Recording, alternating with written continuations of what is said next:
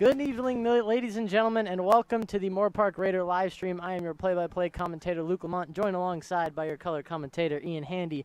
For tonight's game between the 4-3 Moorpark Raiders here at home, they will host the LAVC Monarchs with a record of 1-6. Now, Ian, coming into this game, Moorpark with a record-setting 74-0 victory against LA Pierce. They're dominant on all sides of the ball, and for them, you got to have a lot of confidence coming off a huge win like that. What are some key takeaways for them? How did they end up coming away with 74? Of course, an outstanding game once again at home for the Moorpark Raiders. They were 8-8 in the red zone, absolutely perfect. Almost a complete perfect game by them, except for a few touchdown calls back. You know, penalties, discipline, you gotta be on top of that. But other than that, you know, all three QBs got to see the field. All three QBs had a passing touchdown. And so far, the defense has shown out every single game. Once again this week, you got two of the best defensive guys on the field for the Raiders out in Amari Thomas and Peyton Casillas. So you're going to need guys to step up like DJ Diaz. Last week showed out. He had an interception return for a touchdown. And they're going to have to keep playing efficiently on offense so far against these Monarchs. Well, yeah, that defense had 4 interceptions. They forced 2 fumbles as well, and you mentioned the one going back for a touchdown. So obviously the defense helping that offense out a lot in order to get the 70 points on the board, including the shutout, the first of the year for the Raiders. And on the other end for LAVC, kind of the flip of the script. They're coming off a 52-0 loss to Santa Barbara, and they had a lot of turnover problems themselves. They threw 3 interceptions and 2 fumbles. And what do they have to do to combat a defense in Moorpark who's shown similarities to Santa Barbara in shutting out their previous opponents? Right, and you mentioned turnover trouble. That's going to be a big thing in this game.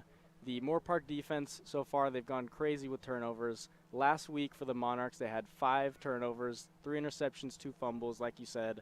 They're just going to have to keep it clean, stay safe, establish a run game, and get their guys out there like Andre Lawson and Graham Blueblau and get them the ball early and start making some efficient drives early on in the game and put the pressure on the Moorpark Raiders. Well, you mentioned some star players for LAVC in the offensive end. You can't go without noting Daniel Pierce and Alexander Jones for Moorpark. Alexander Jones leading in touchdown receptions with 5. He's going to look to make another big impact. He had 2 long shots last week, and Daniel Pierce leading in total yards as only a returner. He doesn't even play offense, but he's all over the field. He had an interception last week, one of the ones you mentioned that got called back, so obviously we're going to look out for him tonight. But overall, a nice, great night here, Saturday, October the 29th at Griffin Stadium here on the campus of Moorpark College as the Raiders exit their locker room. They are looking to improve for a 5-win season for the first time in quite a couple years. The last couple have been rocky for the Raiders. This would be their first 5-win season since the first season head coach Mike Stewart took control. Right, and another conference game for the Moorpark Raiders. They're going to want to come out, of course, get a win, but if they're going to want to score points. They're going to want to put up another big score on the scoreboard and put up some points in conference for their next matchup against Santa Barbara. That's going to be quite the anticipated matchup. Obviously, Santa Barbara won earlier today against Antelope Valley by a score of 39-25, as was announced earlier. So they had an earlier scheduled game. But that's going to be a matchup that Moorpark has to win if they want a chance to take this conference, despite having a worse record than Santa Barbara, who's only posted 1 loss on the season. An undefeated conference record with a head-to-head win would put them over top. And they are eyeing their first bowl game appearance since 2010. They've already matched their win total of last year. Meanwhile, for LAVC, they were 3-7 in the previous season. And something to mention, the last matchup for these two teams, Moorpark ended up winning in LAVC 21-20 in a nail-biter into the 4th quarter. Of course, they're going to be thinking about that. Last year lost. They got 1 win this year so far. They've had turnover trouble, but they're looking to turn around at the end of the season here. And LAVC wins the toss. They've elected to defer, so the Raider offense will see the field first. And I think that's a smart choice. I mean, we talked about how dominant the Moorpark defense has been. Why not make them wait a little bit? Of course, and last week Offense came out super confident, super comfortable, driving efficiently. Bennett Johnston, Alex Jones linked up for a couple touchdowns. Expect to see that again this week. And here come the Moorpark Raiders to the applause of this crowd. The seats will fill in a bit more as the night goes along. But a lot of people are excited about this Raider team, showing signs of promise. They have not lost at home, as you mentioned, and in conference. But some glimmer of light that they have not seen in previous years, and they're definitely turning things around, and Mike Stewart's done an excellent job with this program. Meanwhile, LA Valley is sputtering down at 1-6, and they look to turn it around here tonight. We will have the Raiders wearing the gray jerseys and white bottoms, and LA Valley with the white jerseys and gold pants.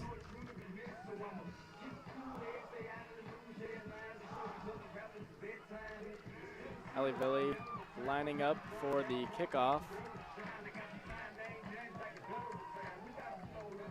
We will see Daniel Pierce back to return, number 13. Very feared defender and returner out here for the Moorpark Raiders, along with number 3, Christian Rivas-Keener. Well, we haven't seen Pierce take a kick return back to the house. We have seen one punt return that he was able to take back against Grossmont just a couple of weeks ago, and we're set for kickoff. The sun setting, a nice cool night. No wind, no clouds. Just a perfect night for football. Looks like perfect weather, like you said, Luke. Matthew Myers in the kickoff for the Monarchs. Back deep for the Raiders, Christian Rivas-Keener and Danny Pierce.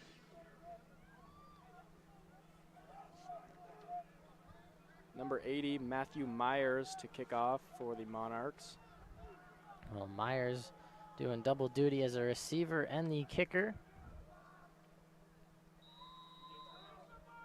An interesting bunch formation here on the kickoff. And the kick will be deep, a little hesitation, and Rivas-Keener will take it at the 14.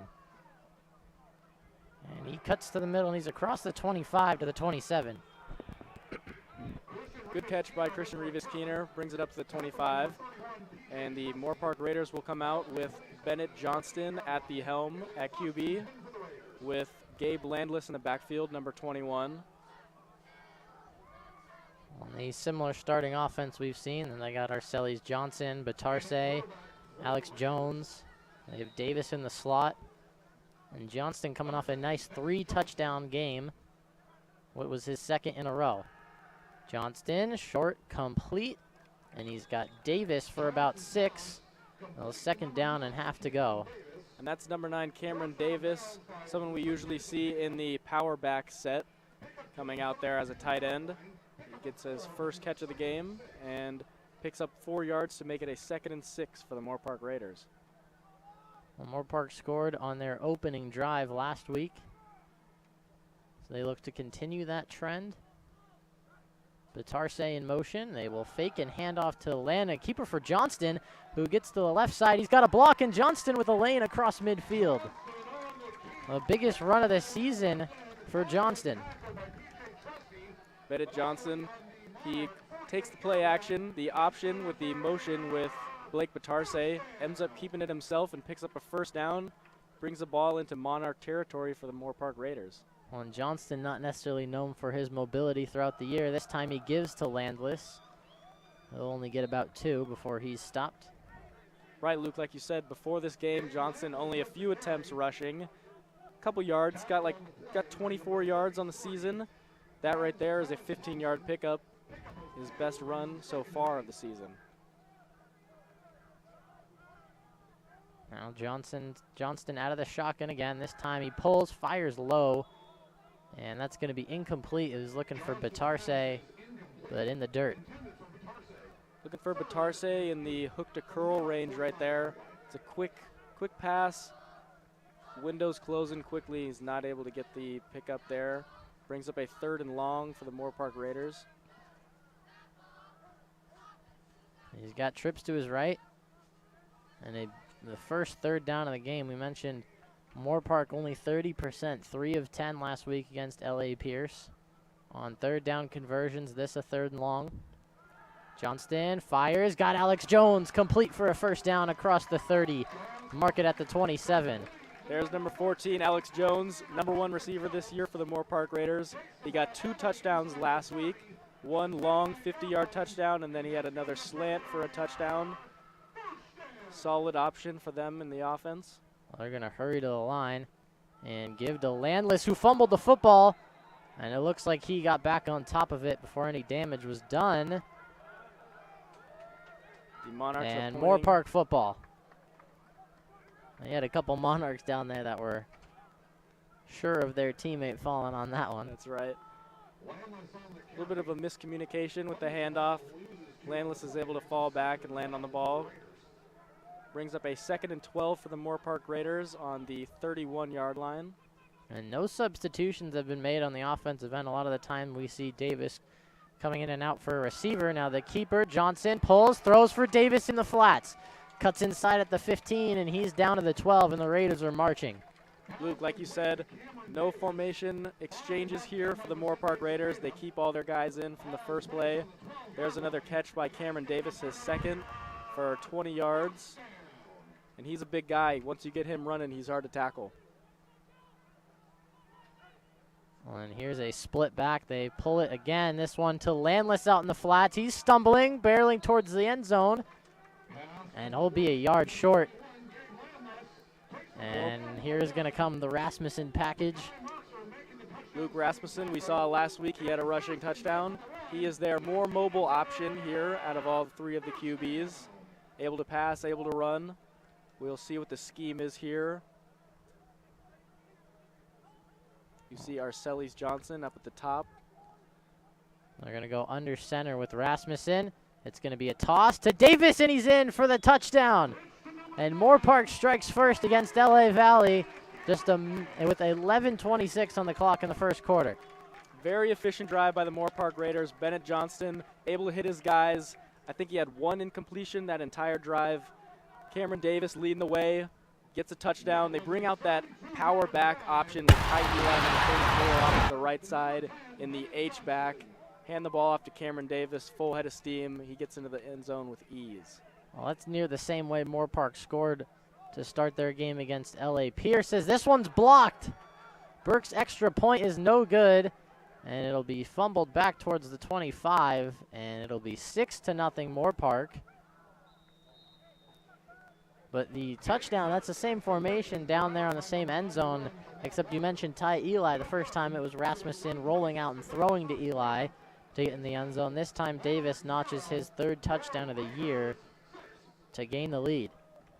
Right, when you see them come out in that package, you got to expect a run or a slip out from the tight end spot.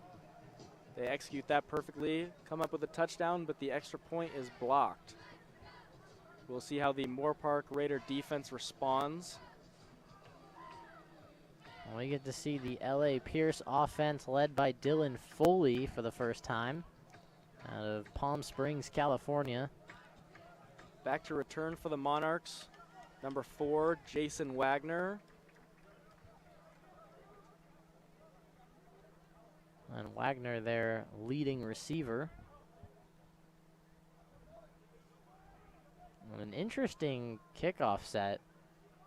They have, this could be an onside kick. I'm not sure what Moorpark was doing on the lineup, as the officials are going to blow the whistle.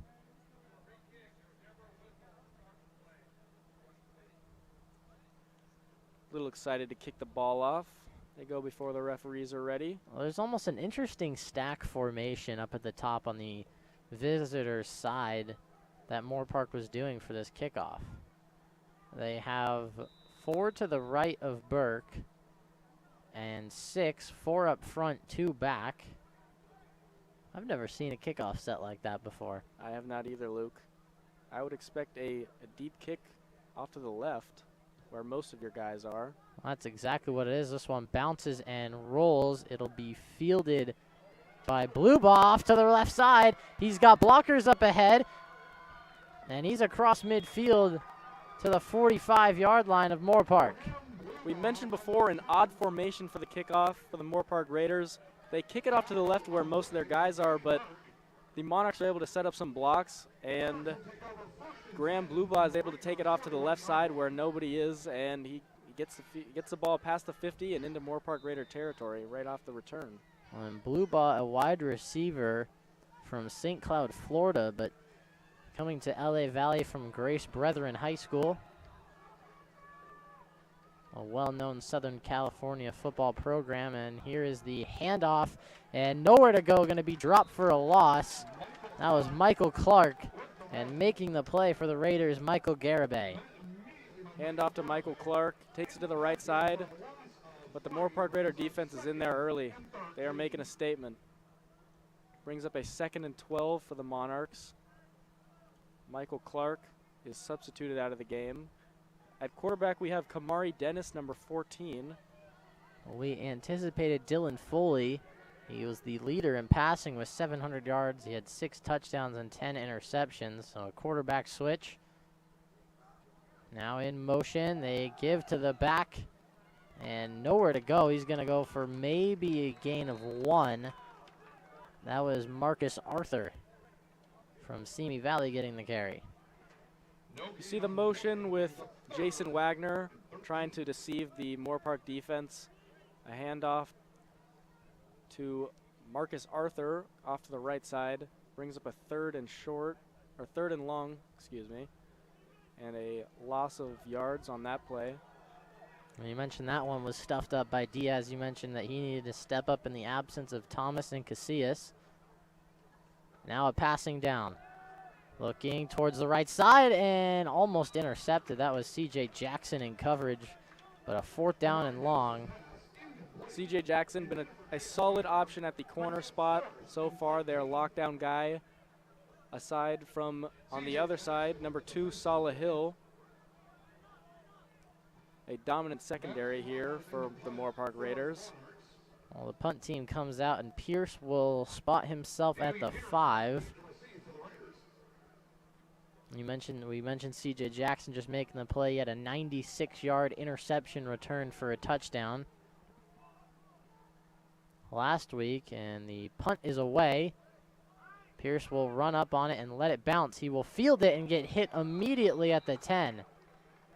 And Pierce is dropped. Possibly not the best decision there. He possibly saved some yards, but he's going to take some wear and tear. Odd bounce off the punt. He elects to return it, but the defense is on him right away. Drops him at the 10-yard line. It will be a 1st and 10 for the Moorpark Raiders. Here comes Bennett Johnson and Gabe Landless in the backfield. Well, Johnston led the first drive to the end zone. That was capped off by the Davis touchdown. And they got the same look out there, same sort of formation and personnel, except they stick with the heavy set. And this one's going to be a give to Landless off the left side. And he will not get back to the line of scrimmage, a loss of 1. And Batarse will check back into the game. Luke, you mentioned the heavy set coming out there with Ty Eli and Cameron Davis. Expecting Moorpark to make a statement early, affect them with the run game, and keep the clock running, tire out that Monarch defense. Well, matchup looking at Alex Jones was pressed all alone, but the defender now backs off to 8. Johnston almost gets him with the hard count. They got the trips right formation with Alex Jones at the top on the island. Here's Johnston firing quick in the flats for Davis, who breaks a tackle and will be dropped at the 10 for no gain, maybe even a loss of a yard. So now 3rd down and long for the Raiders. They converted on a 3rd and 9 to Jones on a slant for 14.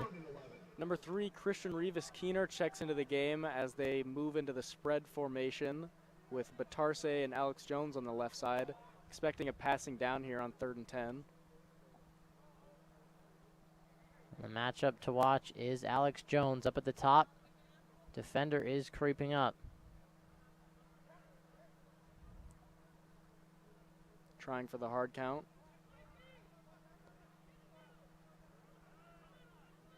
Play clock under 10. Here's Johnston.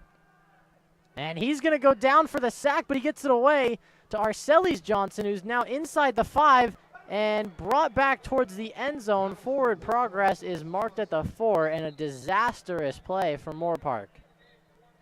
Like you said, disastrous. Bennett Johnson, he's able to get the ball out. Looked like it was going to be a sack. He gets it to Arcelis Johnson, who stumbles back to the 2-yard line.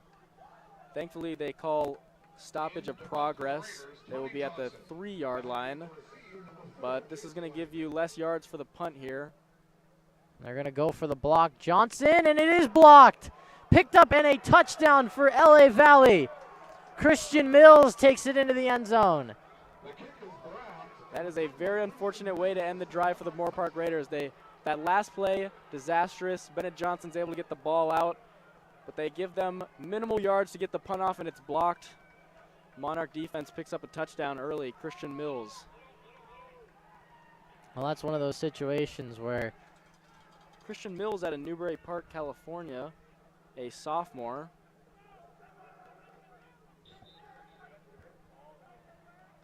and they're going to go with the swinging gates. Pass open, and that's the lineman with the 2-point conversion. Number 90, Darnell Musgrove. And it is 8-6, and the Raiders are stunned. The swinging gate, rare formation you see on the extra point there, but you always got to be ready for it. A team that can execute the swinging gate is a team that can definitely pick up 2 points easy, and you see it right there for the Monarchs. A very odd but hard formation to cover, as there's about 3 to 5 options that you can realistically run out of it. We saw one of them there, the pop pass to the center. You can throw a screen out to one of the receivers. You can do a read option inside. You can keep it yourself. All sorts of things the defense has to be aware of, and Moorpark looked lost. Right, it's an odd formation, but if it's executed correctly, it could be a very dangerous formation. Back to return, number 3, Christian Rivas Keener, and Daniel Pierce, number 13, and number 3. The Raiders are going to need something to get going. Down 2 points early to LA Valley. That last drive did not go the way they wanted. The kick away, they're targeting Rivas Keener. This one dead bounces at the 15. And Rivas Keener is going to be thrown down. He's getting carried back still, and the physicality showing for LA Valley. This one will be marked at the 20. The first on the hit was PJ Trusty. Right, Luke, you mentioned the physicality. Monarchs coming out here, they want to punch him in the face. They're going right for it. They're coming out dominant, physical, and they're really setting the tone out here on defense and special teams. Bennett Johnston to come out once again with Gabe Landless. They have Cameron Davis out there in the slot with the trips left formation. And there's too many men on the field right now for the Raiders. Rivas Keener is going to have to run off. And we're going to get a flag. And so far, the Moorpark Raiders look out of sorts. I was about to say, they're all out of sorts right now. This is uncharacteristic of what we've seen in the last couple weeks. Uncharacteristic of the first drive we saw here. They marched down the field with ease, and it looked like they were in good shape. And the defense got a stop, but since then it has been a disaster. Here's Landless. He'll pick up 2. So not much going on the ground game thus far for number 21. Landless picks up a few. River Stout, number 19, checks into the game on the right side by himself on the island with the trips left formation with Alexander Jones, Blake Batarse, and Cameron Davis. Here's Johnston looking to his left and almost intercepted. That one is dropped by Sean Wilson. A concept with the curl and the arrow route here with Cameron Davis and Blake Batarse. The window is not there. A pass is forced, and it's luckily not intercepted. Brings up a 3rd and 14 for the Moorpark Raiders, an obvious passing down. And Johnston, it looks like he might get one this game on this hard count. LA Valley is very eager to get after the quarterback. Johnston dropping back, clean pocket, firing deep for Batarse. He's got it, but he dropped it. Batarse wide open in the middle of the field. Nobody near him, and he can't come down with an easy catch. Beautiful play call. Bennett Johnston, he's able to get some time in the pocket. Blake Batarse, he separates himself from the defender, but he's not able to pick up the catch. Brings up a 4th and long. Well, it was a little underthrown by Johnston. Batarse had to turn back and jump up for it instead of just catching it on the run. Well, now they got to focus on not letting the punt get blocked for a second straight time. Of course, Tony Johnson out there to punt, an excellent punter. And this one he gets away. It'll bounce at the 49 and be downed at the 44-yard line by the Raiders. So we see the Raiders come out, first drive, an excellent drive, super efficient. We had 1 incompletion, and now we see 2 stops here for the Monarchs, and they come out on offense with their leader, Kamari Dennis, number 14 at QB. And Dennis playing in his 6th game. He had 5 appearances before tonight. He's going to have a bunch to the left. Michael Clark in the backfield, off to the right.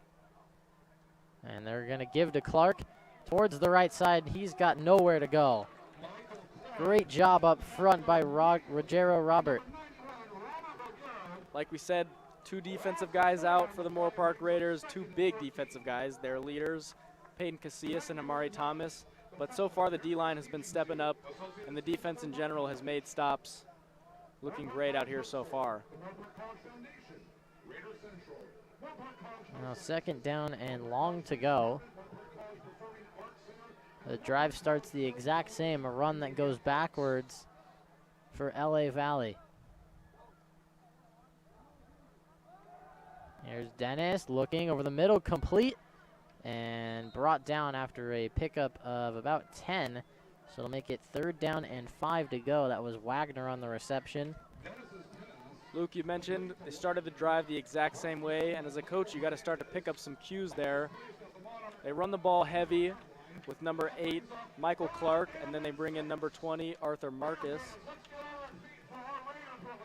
There we have a pass to pick up a few yards to bring up a 3rd and 6. Now looking in a pass formation with a bunch right up at the top.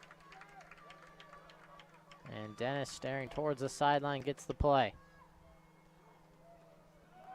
Dennis, pump fakes, firing, and it's tipped in the air and incomplete. He was looking downfield for number 5. That was Graham Blubaugh.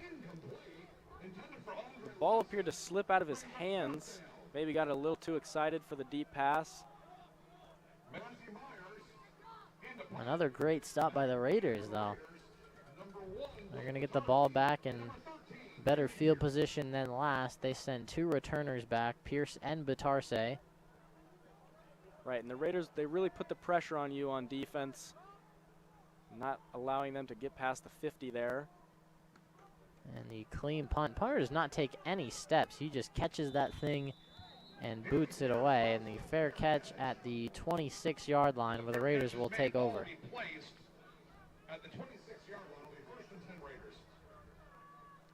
Once again, Bennett Johnston out as the QB for the drive. Gabe Landless and Ty Eli. Correction, Royce Powell, number 25 in the backfield. The first spotting so far in this game, along with Ty Eli off to the left side in the tight end spot. Well, Eli comes in for Davis, who's usually the tight end and H-back. Now Batarse in motion. It's going to be a handoff to Powell on the right end.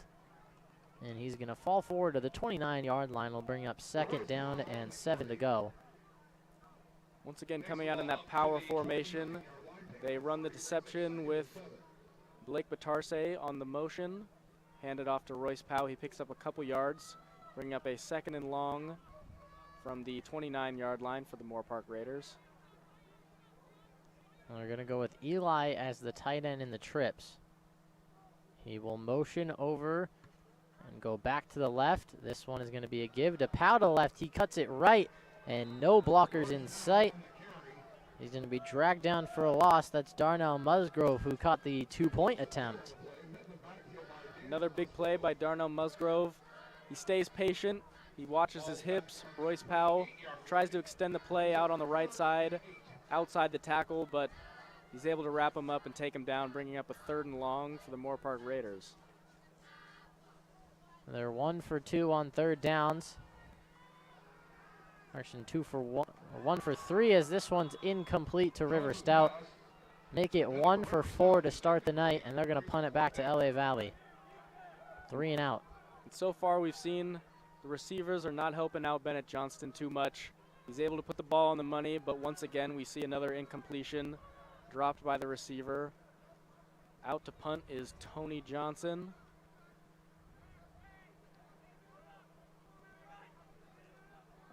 And Bennett Johnston, as you mentioned, receivers aren't doing the best job of necessarily helping him out, especially he had Batarse on the last drive on 3rd down. Now another 3rd down drop as this one will take a Raider roll to the 20-yard line. So a field flipper for the Raiders. Another great punt. This one puts the Monarchs back deep in their territory. Here we see Kamari Dennis out at QB again, the Monarchs. Well, Dennis only 1 completion through his 2 drives.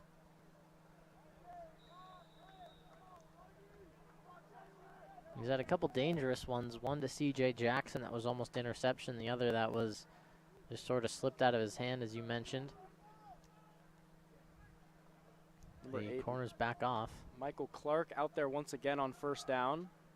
Now the motion touch pass to Wallace, and he will maybe get back to the line. They'll give him a half a yard, and a flag comes in late, and a Raider is on the ground.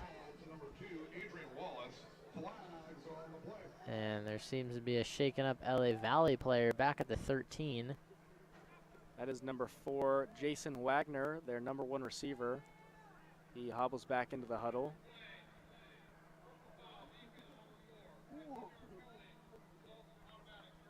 And there's going to be a penalty on Moorpark. That's the linebacker Luis Hernandez with an unnecessary roughness penalty after the play. That's going to cost the Raiders 15. They had over 100 penalty yards on only 6 penalties last week, something they needed to clean up. And it is lurking in the 1st quarter still. That penalty brings up a 1st and 10 from the 36-yard line for the Monarchs. They leave Michael Clark in. And they go touch pass to Wallace on the fake, and then they hand it off to Clark for about 3.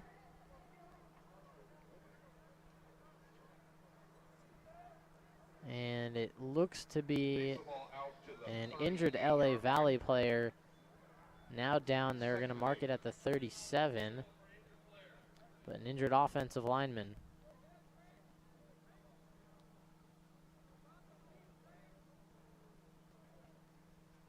It looks to be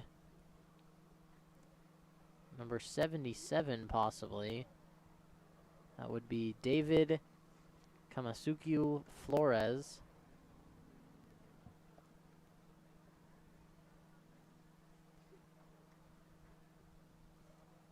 Going to give both teams time to huddle up, regroup, talk about some play calls, talk about some of the formations the Monarchs are running so far.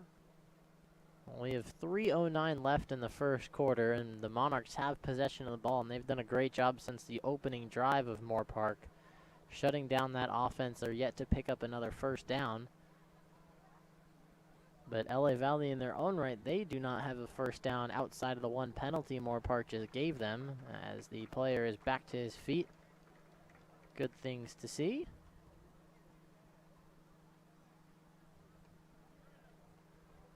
Right, like you said, Luke, it's been a defensive game so far.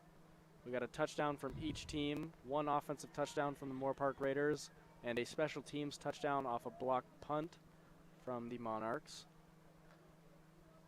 But neither offense seeming to find a comfortable drive so far besides Moorpark's first drive. And here's Dennis with trips to his left. Moorpark stacking the box. 7 inside. Here's Dennis firing to the outside, complete. And he's going to be brought down. Hill makes the tackle at the 50. That's Adrian Wallace on the catch. That's going to be good enough for a first down. Monarchs line up in a trips left formation. It's a all hitches with a deep hitch from the outside guy, Adrian Wallace. Corners are playing off. They're able to complete the pass and pick up the first down. Almost into Raider territory. They're at the 49-yard line. 1st and 10 Monarchs. Clock is running. We got 2 minutes and 24 seconds left in the first quarter. It's 8-6. And they're going to go back to the single back. We've seen split back once from the Monarchs. And the ball was not snapped. This is going to be a false start. Everyone on the offensive line. One of the rare penalties in football. Everybody but the center on a false start. And that'll back up this drive. The ball will be placed at the 44-yard line. We'll set up first down and 15 to go. The clock is still running. They come out once again, same formation. Trips right off to the right side, up at the top, with Michael Clark in at running back. And here's Dennis. He's going to fire short on the drag route to Wallace, who's going to cut back inside, and he's going to be swarmed. Great tackle by Luis Ortiz and Michael Garibay. Quick pass play right there. He's able to hit him out in the flats. Nobody near him, but the Moorpark defense swarms him. Brings up a 2nd and 12. Still in Monarch territory. Formation, we see Andre Lawson checking into the game. And Stephen Roberts out. And compared to Moorpark, LA Valley taking a much more slow, huddled up approach, taking their time at the line of scrimmage. Here's Dennis with the snap, firing to his right and nowhere to go. And that one, a little bit of a miscommunication. You'd have to imagine nobody in the area. That falls incomplete. And 3rd down and 12 to go for the Monarchs. Luke, you mentioned the Monarchs' slow approach. You got to think that might be because of their quarterback, Kamari Dennis, number 14, who we've seen as a backup come in. He's played in most of the games, but usually they have Dylan Foley in at quarterback. So, you know, maybe they're just trying to play it a little safer. Make sure everyone's got the play. He gets comfortable and everything. And that's going to be a false start. We could get off, but a little bit too early. Very quick get off. Too early, though. Too early for Andre Lawson, zooming down the field. Now 3rd and 17 for the Monarchs. So far, we've seen costly penalties for the Monarchs on offense. Well, not to mention the Raiders had a 15-yard penalty this drive. Seems like a non-factor at this point, and batted down incomplete.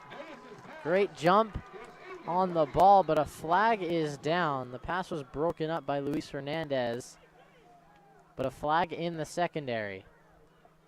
Looks to be a hit on a defenseless player, maybe, on the Moorpark Raiders. Although it was after the play and the ball was tipped, so it is fair play to hit the receivers.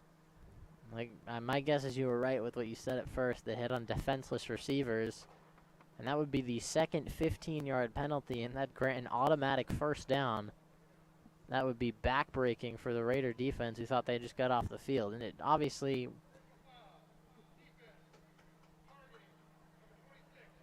And that's going to be targeting. So Braden Beck is ejected from the game.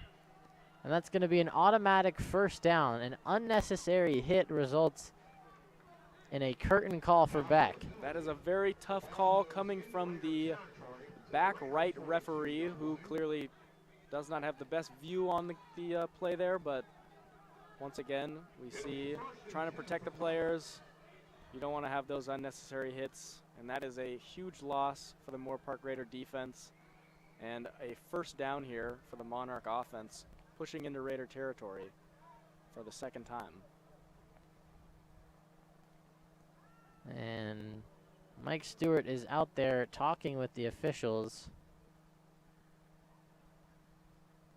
I'd imagine as a coach, you're a little unhappy. You just got off the field, and then you get targeting called on one of your players, and they're gone for the game. And as you mentioned, probably the most important part, initially impactful, is the first down. Beck, sort of a rotational player. Nonetheless, you don't want any of your guys out. You want to be at full strength, which they already are missing Thomas and Casillas. That's up in the front.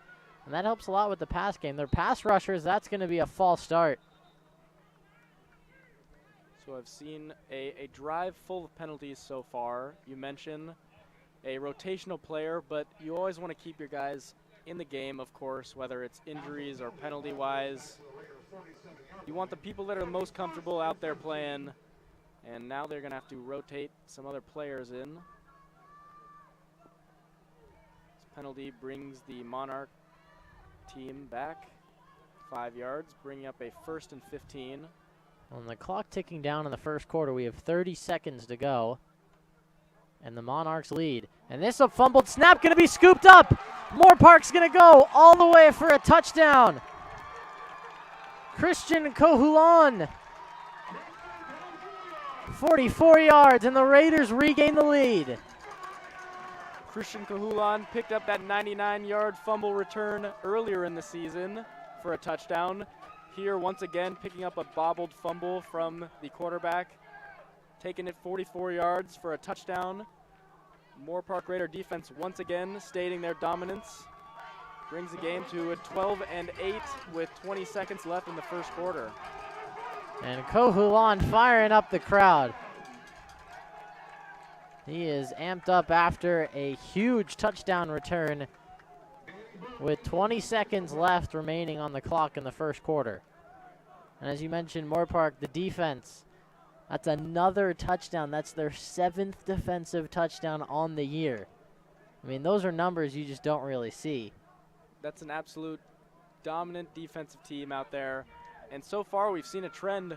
They get a penalty, a costly penalty, keeps the drive going for the other team's offense. And then, once again, another huge play, this one resulting in a touchdown for the Moorpark Raiders. Averaging about a defensive touchdown per game. This extra point is good for Burke. And it's 13-8 and a scrum at the end. Some extracurricular activity there from the Monarchs. We have a player down, it looks like, for the Raiders. Well, back up on his feet. That's a good thing to see. So the Monarchs set to get the ball back, and an odd score, 13-8. A 5-point advantage for Moorpark.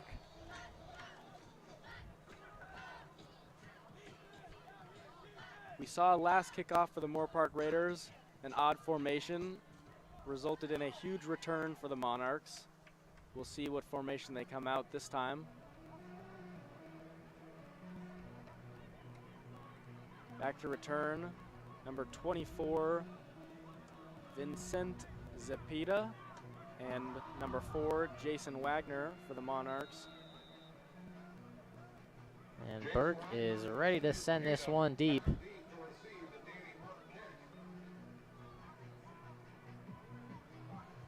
And a lot of life and energy injected into the Raider sideline after that huge play. This one will be fielded at the 5 by Wagner. He'll go to the right side, and he's brought down at the 23-24 yard line. Right, Luke, you said it before. We had a long drive by the Monarchs, not necessarily because of efficiency, but because of penalties. That one you're expecting them to take it into the second quarter, still have the ball, continue their drive, but a costly fumble there ends up in a Moorpark Raiders touchdown. And you got to think, you're going against a team that has a better record than you. They beat you last year. You're coming off a huge loss. The chance to have the lead on the road going into the second quarter has a different mentality to it. Gives you a different bit of confidence, but now you're going into this quarter following with disastrous play that resulted in a touchdown. It's kind of got to rattle them a little bit. We'll see if they're able to keep their heads on straight. Right, and what could have been a highlight drive ending with some points ends up with points on the Raider defense aspect of the game. Here comes the Raider defense once again, led by Daniel Pierce, the safety, number 13.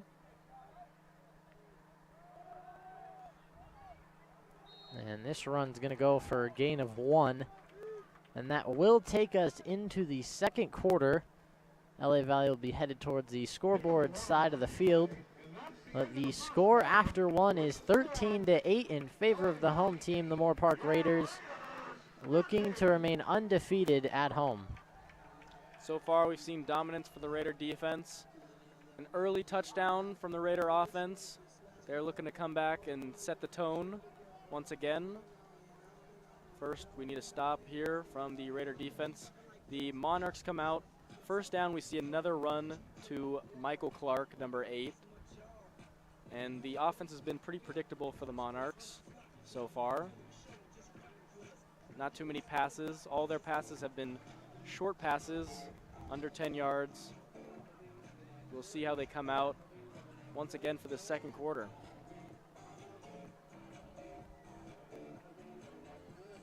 And the Raiders, they haven't seen the ball on offense in quite a bit, and it's going to continue to be that as they're on defense to start the second quarter. But a great start from Bennett Johnston, and since then he's cooled off a lot. I mean, granted, as you said, there's been a couple drops by receivers, but either way, the offense hasn't picked up a first down in over 4 drives.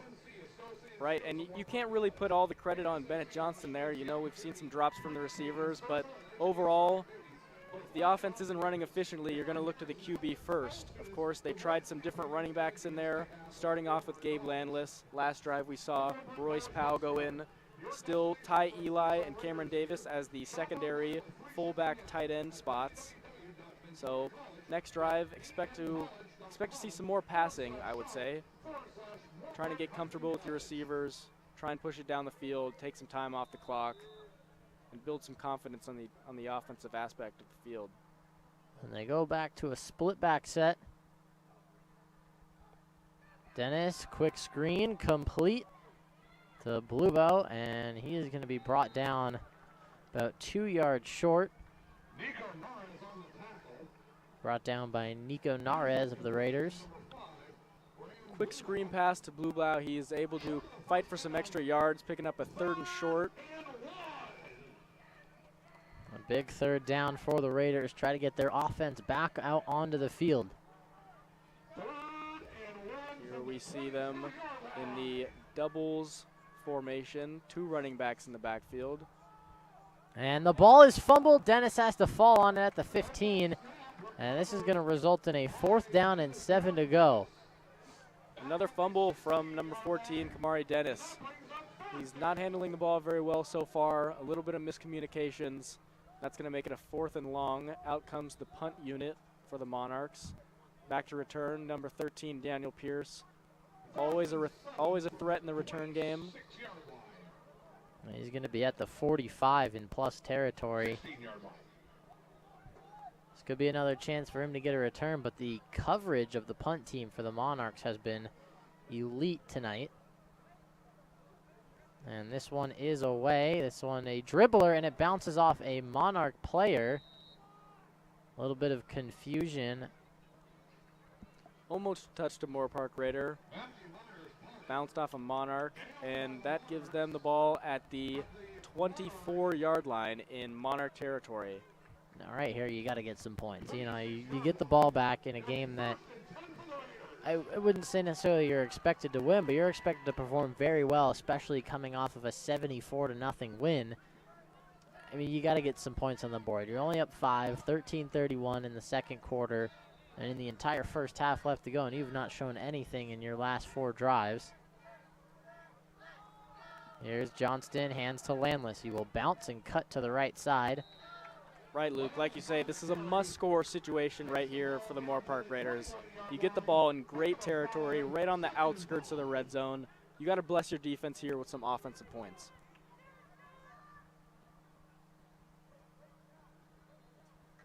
And Johnston will be in the pistol set. Landless went for 5 yards. Now Eli is in at tight end on the right side. Now Batarse in motion. It's a handoff to the left to Landless. He gets through the initial wave of defenders, and he's got enough for a first down and 8-yard scamper. Once again, we see that play action formation with the motion with Blake Batarse coming across, and a handoff to Gabe Landless. He picks up some extra yards and a first down, putting them in the red zone. Here's the rollout right. Johnston fires back left for Eli. He's got it. Stiff arms a defender inside the 10. And the Raiders will have a second down and 4 to go, and the helmet of Eli falls off, so we'll have to check out for a play, and Davis will come into the game. A misdirection play right there. Everyone running right side. Ty Eli, the halfback, slips out into the flats on the left side. Johnson's able to look back, hit his guy, make the completion, brings up a 2nd and 5 here. They go the same formation. It's a pass out to the flats for Davis. The play action will result in a loss of 1. They continue now with the third quick down. passes here, out to the fullbacks. The Monarch defense is picking up some great tackles here, putting the pressure on the Raiders. It brings up a 3rd and long from the 11-yard line. You got to keep your eye key in on Alex Jones here. Leads the Raiders in touchdowns. A 3rd and long. Johnston, play action for Arcelli's in the end zone, and he's got it. Touchdown, Moorpark. Another great drive right there. Moorpark Raiders, Arcelli's Johnson. He's out there on the island by himself. He has the mismatch. He's much taller, 6'5" receiver, big frame, gets his hands on the ball and doesn't let go of it. Touchdown Raiders. That'll be 19-8 with 11 minutes and 32 seconds left in the second quarter. And Burke's going to look to make it 20 and a 12-point lead. Arcelli's Johnson, they've been waiting for him to have a sort of play like that where he uses his frame to his advantage, and off the upright. A rocky start for Daniel Burke, who was perfect on extra points last week. Right, it's an unusual miss here for Daniel Burke in a rather efficient special teams unit with Tony Johnson, Daniel Burke, and Daniel Pierce. But Arcelli's Johnson, his first touchdown grab on the season. And as you mentioned, he just used his big frame. He's got the height advantage. He's got the size. And he goes up and snags his first of the year. And Bennett Johnson throws his first of this game. That is his 8th. Back to receive. Number 2 for the Monarchs, Adrian Wallace. Wallace seeing the primary targets on the offensive end tonight. And the Raiders jumping out to a lead and a squib kick down the middle. This one will be fielded by Bluebow to the left side. He had a good return into Raider territory to start the game.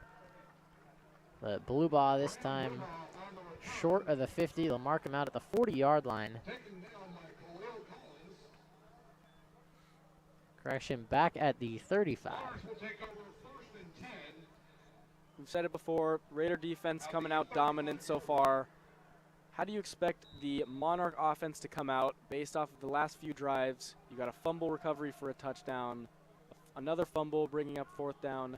How do you expect this Monarch offense to come out and respond to the Raider defense? I mean, both of those, I wouldn't necessarily change much of what you're doing. A lot of the short passes have been working, but that's on the quarterback. You got to handle those snaps. And he does handle this one. Dennis gives, and nowhere to go for Clark. Right, Luke. The plays are there, but the execution is not there. So far, they've had those quick plays. They've had the short routes. They're hitting their guys, but big fumbles on 2nd and 3rd down just can't happen. Here we see a 2nd and 10 for the Monarchs. Coming out in a trips right formation. Number 20, Marcus Arthur in the backfield at running back. Well, not a lot of success in the passing game, but Dennis fires, almost intercepted. Garibay knocks it loose, but that was Ortiz nearly getting his hands on it. Great play by Michael Garibay. He's able to step up off of his own guy. They have a crowded passing formation there with the Monarchs. Able to force the incompletion and bring up a 3rd and long once again for the Monarchs.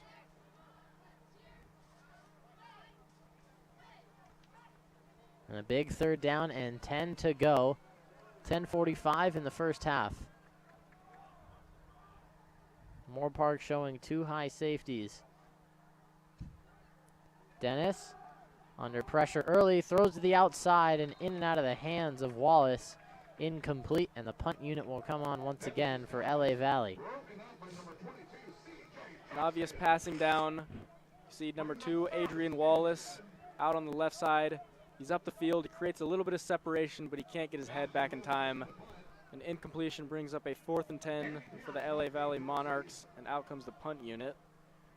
Number 13, Daniel Pierce, back to return for the Moorpark Raiders. And Pierce is going to station himself at the 40. A new punter out there for LA Valley. And almost blocked, but this one over the head of Pierce in a Valley roll to the 11-yard line. A great punt that flips the field. This time it was number 88, Michael Robertson, on the punt. Michael Robertson, he comes in, new punter. Solid punt over the head of Daniel Pierce, takes a great roll and puts them at the 11-yard line, back in their own territory. The Raiders are going to have a long drive on this one to go for a touchdown. And Bennett Johnston will try to extend their lead, fresh off a touchdown pass.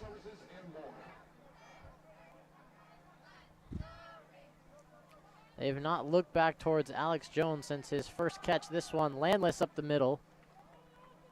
And the pile will shift to the 26-yard line. It'll be a 2nd down and 6 to go, a pickup of 4. Same sort of formation there with the motion. Linemen are making their blocks. Gabe Landless hits the hole hard. He's able to pick up 6 yards for a 2nd and 4. Moorpark Raiders are driving. And here they give it to Batarse on the jet touch pass.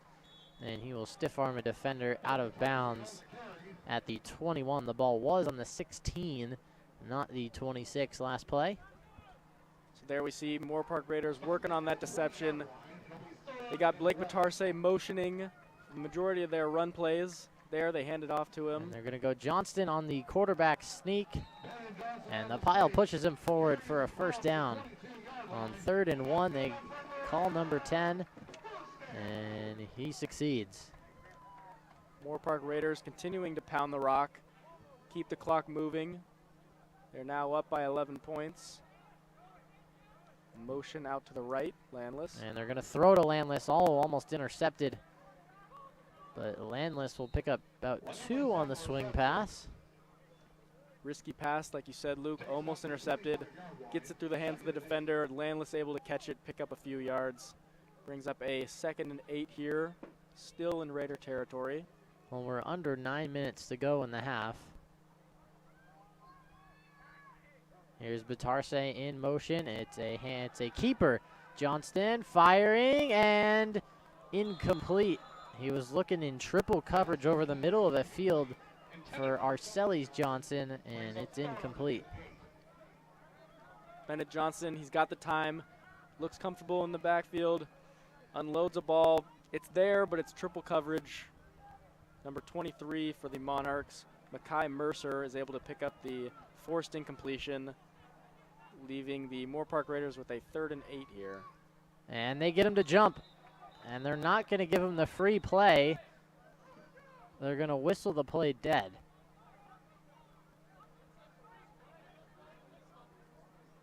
And typically on an offsides jump, if they snap it when he's still in the neutral zone, they do allow for a free play, but they're going to call neutral zone infraction on the defense, and that's going to move the Raiders up 5 to make it 3rd and 3.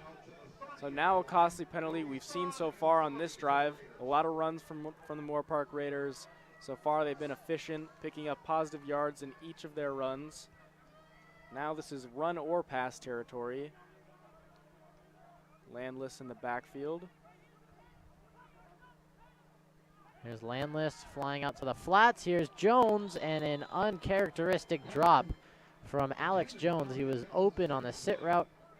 And 4th down and 3, the punting unit and Johnson will come out onto the field. Offense was looking good in the beginning. Solid run plays, couple pass plays. There we see another costly drop on 3rd down, bringing out the punt unit. Johnson's got to be frustrated with some of his guys. That's now 3 different drops from 3 different receivers. Ending the drives there. Tony Johnson out to punt to number 4, Jason Wagner. Johnson, a fake, a pop pass, underthrown. And is it caught on the deflection? It is.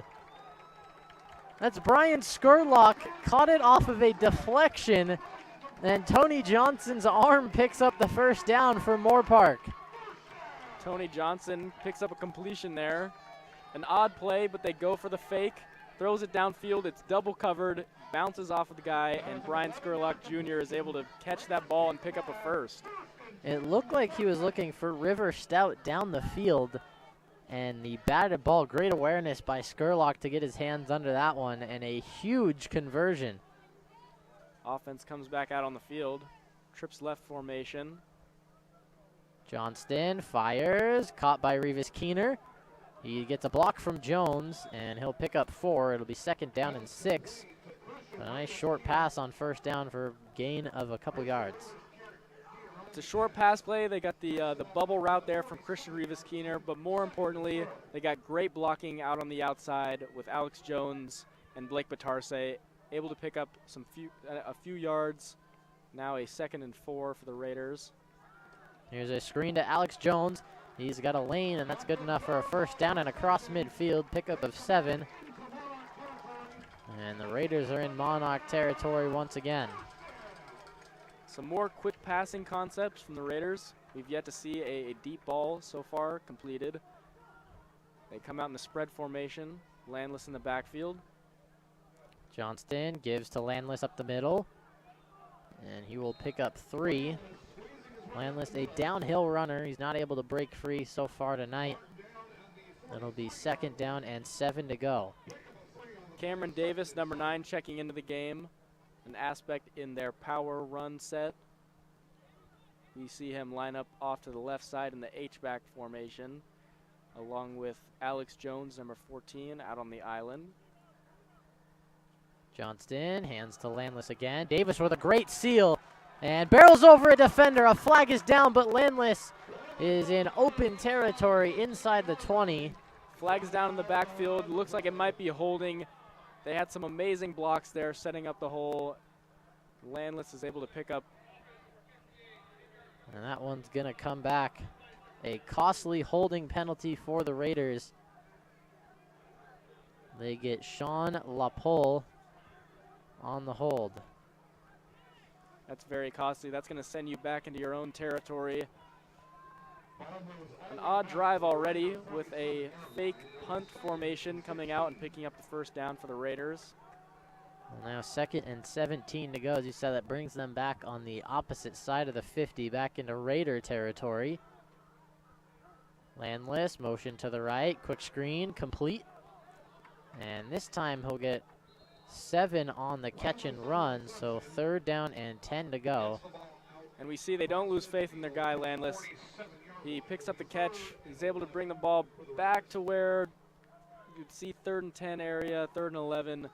Obvious passing down here. They're going to put Christian Revis Keener back in the game, substitute for Cameron Davis. Revis Keener, a much faster and agile receiver. Davis plays the tight end and H-back position we've mentioned a couple times tonight. Johnston out of the gun. He will roll to his left and fire for Revis Keener with a tough grab at the 40. He's going to be well short of the 1st down, but it's going to be 4th and 5 in no man's land. Solid concept, but you need those yards. Whether you pick up the 1st down right there or not, you're able to get some more yards, get into their territory, and now you say 4th down. They're going to go for it. And they're hurrying to the line quick. And the officials are going to call a timeout. Looks like the Moorpark Raider offense trying to catch them off sides, but the refs are not ready. LA Valley will call the timeout. So 4th and 4 to go. I mean, obviously after a fake punt conversion, you're at the 40 going in. This is 4-down territory for the Raiders. They're going to look to go for it. And as you mentioned, those chunk yards to Revis Keener, they set up this decision. If that's incomplete, Moorpark's most definitely going to be punting the ball away. But that pickup of about 10 to 12 yards is going to give them what they need. Of course, they pick up those yards. Moorpark Raider defense is playing great so far. They're not afraid of turning over the ball. They're going to go for the risky play here, send the offense back out on the field on a 4th and 4 situation. They're up 19 to 8. If you can pick up some extra points here before the half, to continue the momentum and the confidence in that Moorpark Raider offense. And this has already been a 4-minute drive for the Raiders, and they're at the 40 going in. I mean, they're going to take as much time as they can off the clock, limit LA Valley's chances. And you got to think if they end up scoring a little quick, they're going to try on defense definitely to get the ball back and set their offense up for a chance at a late score. LA Valley will get the ball in the second half, and this one incomplete, a dangerous pass, and that's going to be a turnover on downs. He was looking for Batarse short, and Johnston unable to connect.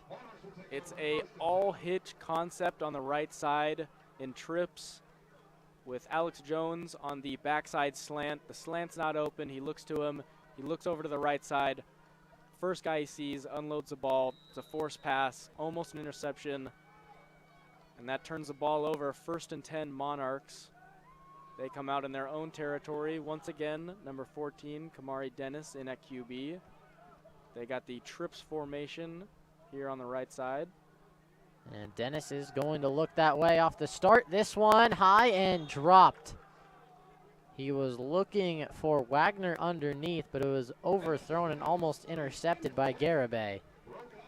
We've seen that formation once again.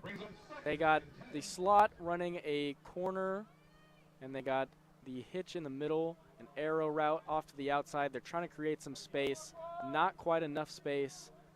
And that's another forced incompletion by Michael Garibay, bringing up a 2nd and 10 for the Monarchs. 4 minutes and 58 seconds left in the second quarter. I got trips left.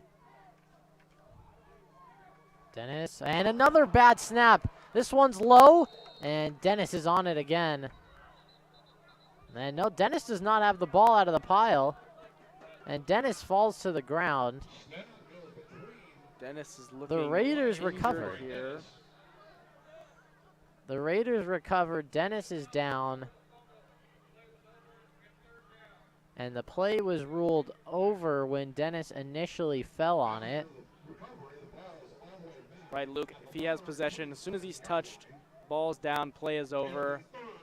A little bit of extra physical contact there, trying to get the ball out. And that could be where Dennis got hurt, was a little extra thing late. You never want to see those.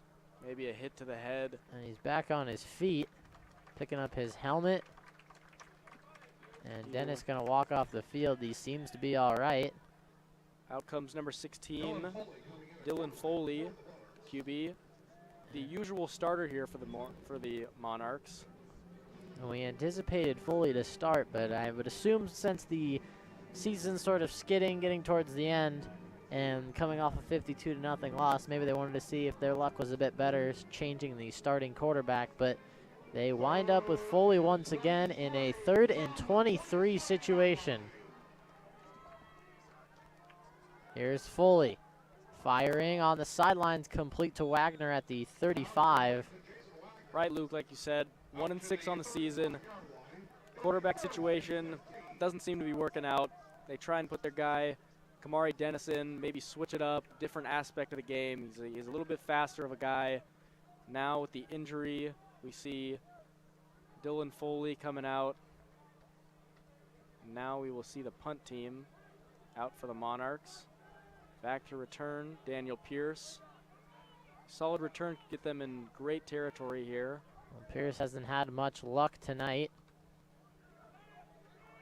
Pierce will fair catch at the 35. Luke, like you say, Daniel Pierce hasn't had much luck returning tonight in the punt game. I'm wondering if the Monarch coming out in a different formation here on punt. They're in the bunch. They have no guys out on the wide side for the gunners.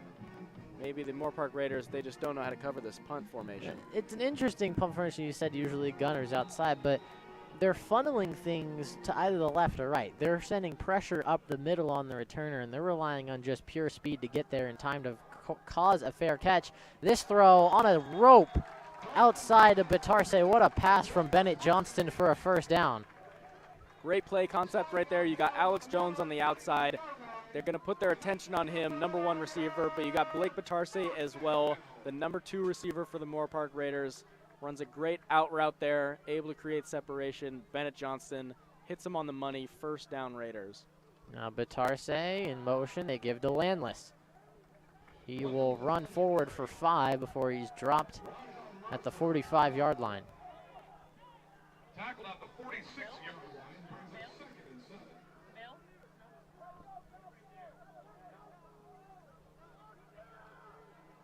Cameron Davis in the tight end spot on the left side. Bennett Johnston at QB. They got the doubles formation off to the left with Alex Jones and Blake Batarse. And they will roll to the left, hit as he throws, lets one go! Overthrown for Batarse. Batarse slips down the field. He's running, he's wide open. It's a throw on the run. He's hit while he's throwing. It's a little overthrown, bringing up a 3rd and 6 here for the Moorpark Raiders. And Blake Batarse is finding his way open often in this secondary. He had the early in the first quarter down the seam. He was unable to haul in, a little bit underthrown, but still he had it in his hands, and that one now overthrown. So just a little bit of adjusting on the dial for the connection between Johnson and Batarse. It is there. That's something they're definitely going to go over at the half. That's a matchup they've liked all night. Here's a screen to Davis. Lowers his shoulder for maybe a yard. They're going to give him 1.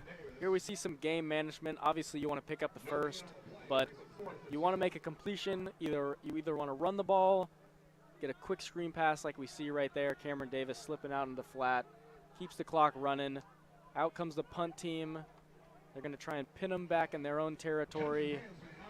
As the clock runs down, 2 minutes and 26 seconds left in the first half here. It's 19-8.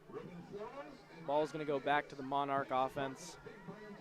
We will see the Moorpark Raider defense once again. They're going to get a try at the 2-minute drill to cut into this 11-point lead. A high punt. This one's going to bounce at the 1 and die down. What a punt from Tony Johnson. An absolute perfect punt. It's a sky ball. We see number 28,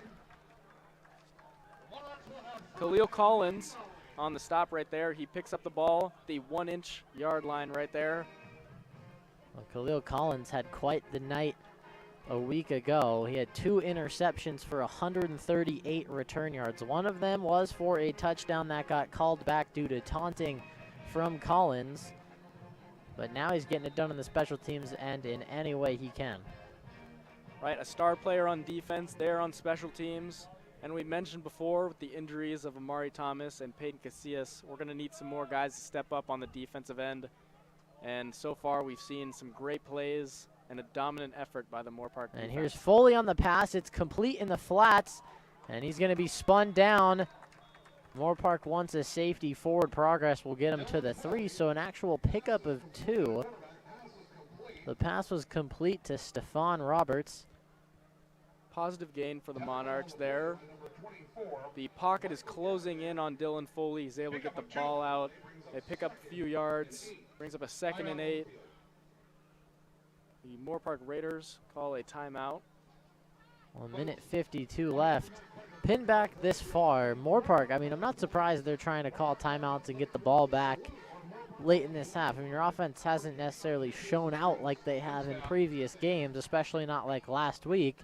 But in a game that you could change and make a 3-possession game with a touchdown, even you could make it 14. Just a solid 2-touchdown and extra point lead heading into the half. I say why not go for it with LA Valley pinned back so deep. Of course, that punt right there sets them up in great field position on the defensive end. And if you can get a stop right here, come up with some points, that's just going to keep the momentum going into the half here. That's going to put some confidence in that defense and the offense. They're playing off each other. You got some offensive points, you got some defensive points. Special teams has been playing great. Let's see how the Moorpark Raiders respond here on 2nd and 8. Monarchs pinned back in their own territory. Dylan Foley in at QB. And Foley now under pressure, hit as he throws. And the pass is incomplete. If it was caught, it would have been out of bounds either way. That's Wagner unable to come down with it. For the second play in a row, we see the pocket closing in on Dylan Foley. That time he gets the ball out deep, but it is out towards the sidelines, incomplete ball. Brings up a 3rd and 8 here. LA Valley Monarchs here, expecting to get some yards. Do not want a safety. Well, at the same time, the incompletion saves a timeout for the Raiders.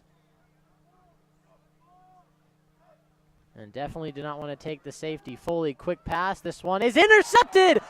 Touchdown, Moorpark! Braden Robinson takes it to the house off the drop from Wagner. And Moorpark takes a 3-possession lead. Huge play by Braden Robinson. You practice the tip drill every practice. There it is right there. It's a high ball, shorter receiver, tips off his hands.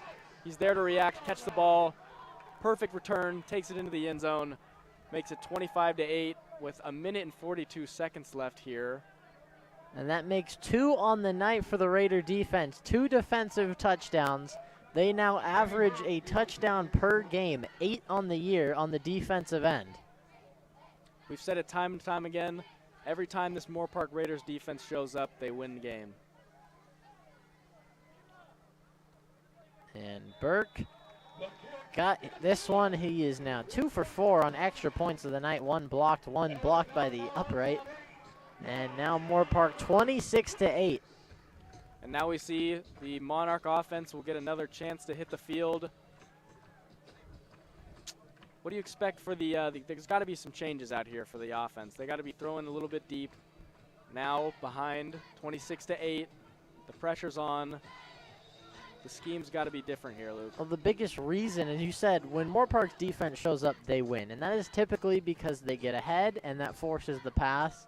And that's when they're at their most dangerous. When teams are forced to pass the ball against this secondary, strip sacks come into play, under pressure throws, a lot of deep passes that end up in double coverage. Because these safeties, including Daniel Pierce, extremely fast. They thrive off of their speed. And Daniel Pierce, I wouldn't be surprised if you see him lurking back in the second half on a go route. Right, like you said, secondary insanely good out here for the Moorpark Raiders. And that pass rush also insanely good. Deep passing plays. Expect the Moorpark Raider defense to thrive. And this return out to the 30. It was a line drive down the middle. And Roberts on the return will be brought down. It'll be marked officially at the 31-yard line. And we'll see if LA Valley decides to be aggressive with the minute 33 or if they just sit on it and, you know, lick their wounds in the locker room and try to come up with a new game plan. Right, you got a different QB out there. Maybe they're thinking a couple run plays, run out this clock, try and get a different scheme for the second half. Get your guys out of there, keep them safe. They send Dylan Foley out there once again with number 20, Marcus Arthur at running back. Well, we've seen a fair share of Arthur and Clark in the backfield. And Foley's still the quarterback. And this one is going to be a delay of game on the offense. Foley not keeping his eye on the play clock. And that's going to back him up 5. After the penalty, the ball will be placed on the 25-yard line. And that's costly once again. Another penalty is going to push them back into their own territory. Moorpark Raiders still have 2 timeouts, so you see the Monarchs are trying to pass deep, some incompletions. And this pass at the feet of C.J. Jackson, it was overthrown for Graham Bluebaugh. Oh, second and long. Second and long. You got to think after this play, maybe a timeout call if it's a catch. If it's an incompletion, even better. The clock continues. Excuse me, the clock stops actually. It'll be 1:28 here. Maybe the Moorpark Raiders try and get the ball once again, put up some more points. And here's the shotgun pass. And under pressure, fires deep. He had his man wide open. That was the second straight overthrow intended for Bluebaugh. And a 3rd down and 15 to go. And there you see it once again. He's wide open, but the pocket is closing. This defensive pass rush from the Moorpark Raiders, he's getting to him every time. He has to throw the ball while he's being hit, and it's a little overthrown. Brings up a 3rd and 15 here for the Monarchs. And there's still some time left in this half, Luke. A minute and 22 seconds. That's plenty of time for either of these teams to get something done. 2 timeouts apiece. Here's Foley under pressure. It's a screen, a little high and bobbled, and it will be incomplete, so that saves Moorpark a timeout. Incomplete. Here comes the punt unit. You see back to return once again, Daniel Pierce. He's not really gotten a great opportunity. They've been all over him. As you mentioned Moorpark maybe struggling to sort of block this new punt scheme that they haven't seen all season. It's all bunched together. Right, along with this different scheme that they're seeing, the Monarchs add a new punter to the field, number 88, Michael Robertson. Last punt we saw over the head of Daniel Pierce. He's moving back a little bit farther. This one almost blocked by Rasmussen, and it's shanked, and it'll bounce in plus territory and take an LA Valley roll out of bounds at the Moorpark 44. But Luke Rasmussen, the quarterback, sort of a Taysom Hill roll on this team. A Swiss Army knife flying off the edge. Right, nearly gets the block. It takes a positive roll, but not a stellar punt we saw from the LA Valley Monarchs. So we see Bennett Johnston able to hit the field once again in this first half. We'll see if they will play aggressive or try and get some points or just run out this clock and go to half. Well, 2 timeouts remain. Receiver in motion. It's Justin Ogley. Pump fakes the screen, not there. Johnston under pressure and complete. He connects with Arcelis Johnson, but a flag is down. This is going to be ineligible receiver downfield. Here we see on this broken play, the linemen are getting restless. They want to put a hit on a guy. We see some, 58 heading downfield early. This is going to bring the ball back. Well, it looked to be like a halfback screen that was covered, and obviously the linemen, they anticipate that ball to be out 2 seconds after they're out in front. So it's going to cost Moorpark. A screenplay, if you're not going to throw it, you got to throw it in the dirt or run yourself, because 9 times out of 10 that penalty will be thrown. Right. That's the scheme for the linemen. They're heading downfield. They're trying to get to that second level to make some blocks. But if it's a broken play, like you said, you got to take it yourself or you got to throw it downfield, throw it out of bounds. That's one Johnston's got to know because it cost them 5. The first down. Johnston clean pocket firing downfield for Batarse. An incomplete, little bit overthrown. 2nd and 15 here for the Moorpark Raiders. They bring in number 3, Christian Rivas-Keener, a faster slot receiver, deep threat. Out comes Blake Batarse. And they have Batarse, Jones, Ogley, and Arcelis Johnson out there. Well, correction, not Batarse, Rivas-Keener, as you mentioned. And they hand it off to Landless. He's got a big hole. Landless a first down. Great blocking up front, and Gabe Landless with great vision and a first down pickup. Right, and we mentioned before all tall receivers out there, looking like a passing down, 2nd and 15. They deceive them here with the halfback draw. Huge hole, picks up a bunch of yards into plus territory. Moorpark Raiders are driving here. 48 seconds left, and they call a timeout here to stop the clock. Only need a few more yards here, as Daniel Burke is an excellent kicker. Made a 40-yarder to win the game against Grossmont. Well, Daniel Burke has been an excellent kicker all year.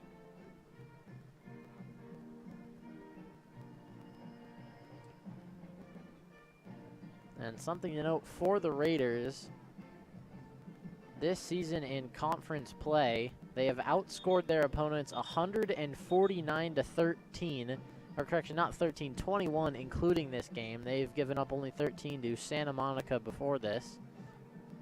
That's quite the impressive point differential heading into the first 3 games of conference play. Make it 2.5, but this one still has 2 quarters to play out, including 48 seconds in the first half. Here's Johnston, firing deep for Alex Jones, and he's intercepted.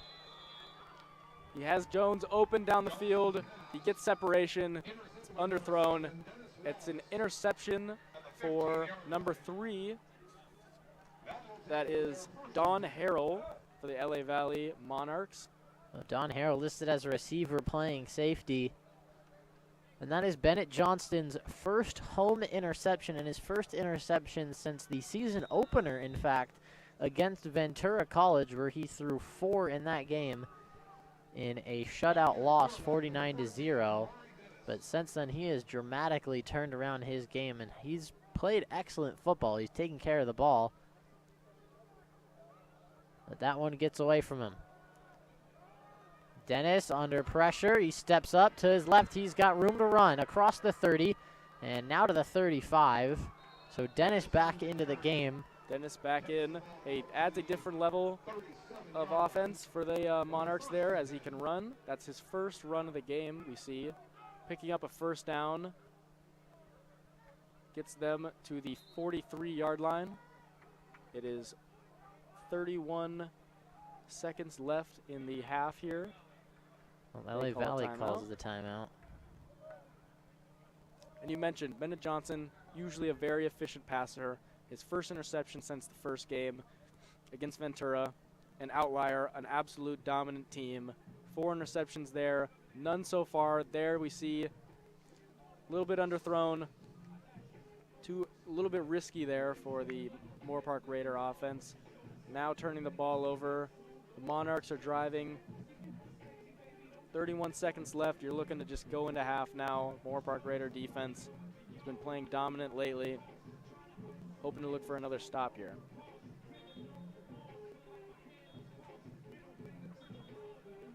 Well, as you mentioned, 31 seconds to go. And that was about the best play we've seen from LA Valley, and that was the 20-yard scramble. But they have a long way to go to get in field goal range or possibly touchdown. At this point, I mean, a field goal makes it a 15-point game, so you definitely want to go as you have the 2-point play. You run the swinging gates. It's worked already. Here's Dennis over the middle, complete. Brought down by Pierce, but across midfield, and they're going to hurry up to the ball. Roberts with the catch. We see Kamari Dennis come back in the game, and instantly 2 great plays. Very efficient.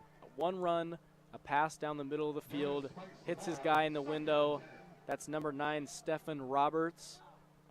Here they are driving. It is 21 seconds left in the half here.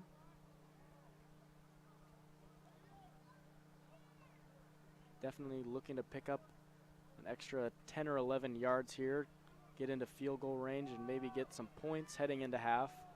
Get some momentum and some confidence in your team. Well, just about anything would work for them. 10 seconds taken off on the last play.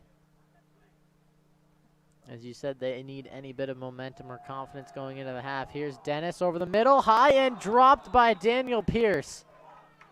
He had an interception and a lot of blockers on that left side, outnumbering the LA Valley players 5-1. That could have been game-changing. Right, and the Monarchs seemingly running the exact same play. They got Stephen Roberts out there running the seam. Overthrown. It tips off of number 8, Braden Robinson, and into the hands of Daniel Pierce, but he's not able to come up with the interception. 3rd and 10 here for the Monarchs. Well, Robinson had the pick 6 earlier for Moorpark. Here's Dennis, opposite side, and that one's going to be overthrown. CJ Jackson on the coverage of Wallace. CJ Jackson yet to allow a reception in the game here. A lockdown corner for the Moorpark Raiders. Well, he's had another great night. Obviously last week, an interception for a touchdown, 96 yards. And a couple pass breakups to go along with it. And now an interesting decision. I mean, 4th down with 11 seconds left. You could try to just take a shot and get a first down. You still have a timeout. But if you don't end up converting, it gives the Raiders pretty decent field position for them to try to do something. Granted, there would probably only be 3 seconds on the clock when they get the ball back. Right. And there's going to be a timeout. LA Valley, they use their last one to talk this one over and make sure this is the right decision. Right, Luke, they'll discuss here. You turn the ball over. You're going to give them minimal time, but they do have that one timeout. They could take a shot downfield, out to the sidelines, or even just in the middle of the field with that one timeout, and then you give Daniel Burke a chance to get another field goal and put some more points on the scoreboard here for the Moorpark Raiders. And obviously, LA Valley would probably go to a prevent defense to prevent a Hail Mary. You could send a couple receivers deep and have someone laid over the middle. As you mentioned, middle is still open. That timeout is key for the Raiders. But it all comes down to this 4th down play by LA Valley, which they are going to punt, and they bring out their 3rd punter of the game, this time Graham Bluebaugh. Graham, their number 1 receiver. And Daniel Pierce is not backing up to return. This snap is high over the head of Bluebaugh. He gathers himself. He's going to look to drain the rest of the clock out. He's looking to pass. Gets the pass away. It is complete.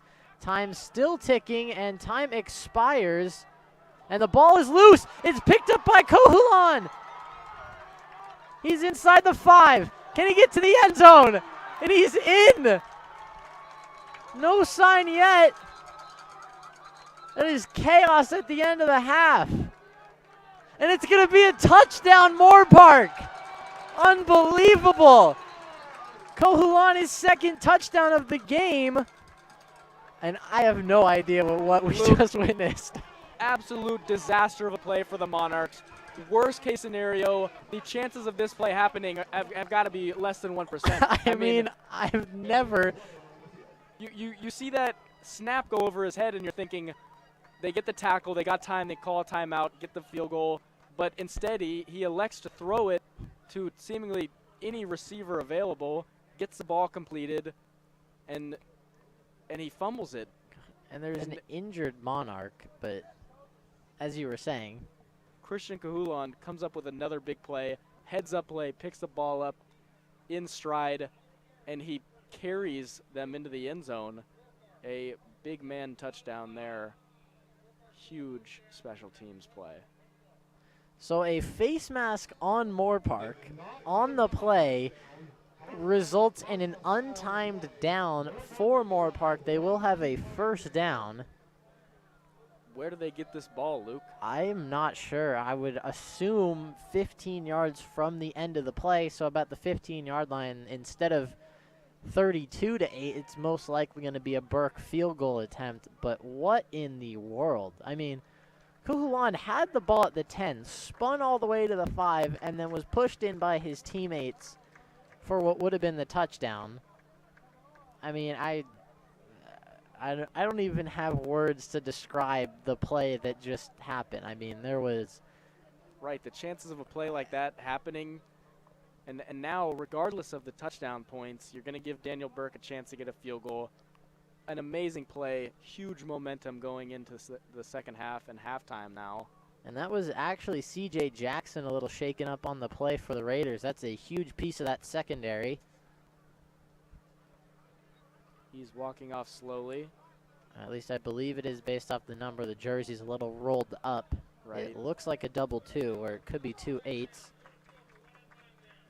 And there will be one untimed down to end off the half. And I mean, you have a snap over the head of the punter that's complete, and then fumbled, and then picked up for a touchdown that it looked like he was going to be tackled about 5 different times.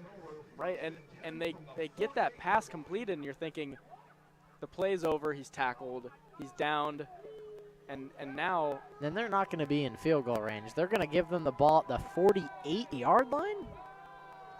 So it looks like Moorpark is just going to get the ball from where the punt was originally. From the line of scrimmage, I don't understand how that's even possible, as the ball never even reached back to the line of scrimmage after it was snapped. It was not even close. I have never, and a great job, you have to mention, by Bluebot. He drained 10 seconds off the clock just running in circles and then passing it. I mean, if he gets tackled there, that's an easy 1 or 2 play, kick a field goal for Moorpark, and Right. now you're in the middle of the field. I mean, this went from seemingly going to be a quiet end of the half to chaos and a given up touchdown for LA Valley. Now it was going to look like a field goal attempt, and now it's all the way back at midfield. I mean, Right, and they send Bluebot out there, and you're thinking game plan is obviously snap the ball to him.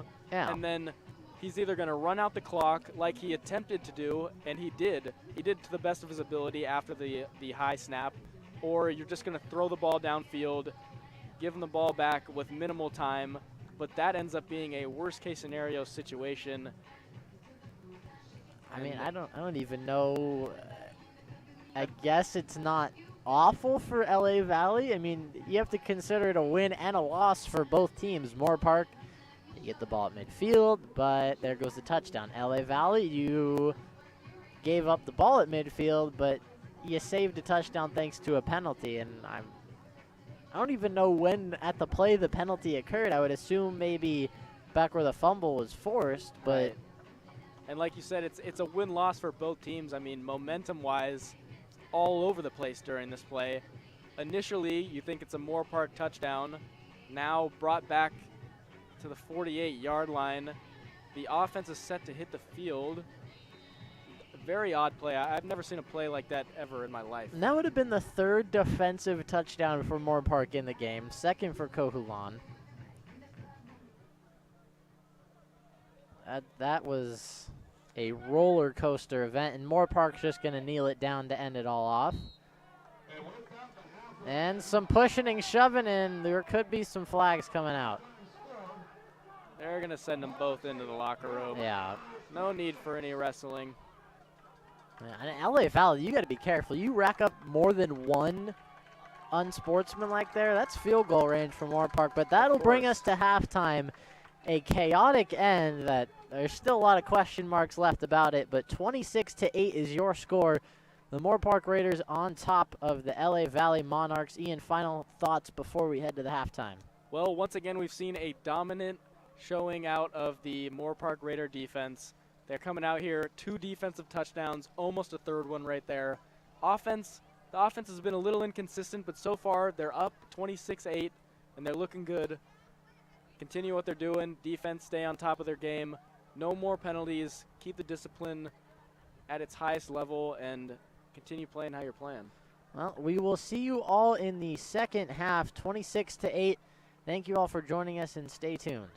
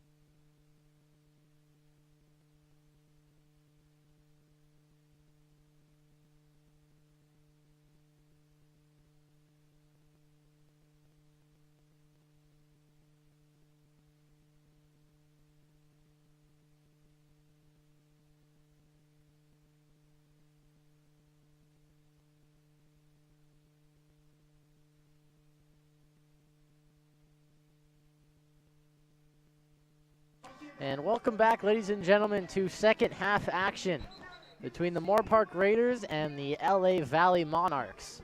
In the first half, Ian, we saw an interesting game. A lot of unusual things happen. You want to just walk us through a couple of things that went down?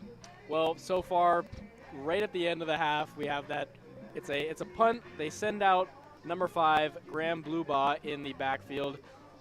We're expecting them to just run out the clock, maybe go for a deep shot downfield. Instead, the ball goes over his head. It's a broken play. He keeps the ball alive. Great job by Graham. He throws the ball to a receiver. Receiver catches it, moving down the field, fumbles it.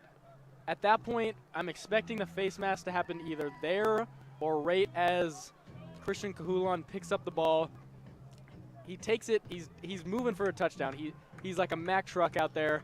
He's got a couple defenders on his back. He gets to the end zone. Referees are talking, and they bring us back to the 48-yard line. A little confused on how they make that call, but that's how we end the half. Before that, we have 2 defensive touchdowns, one by Braden Robinson.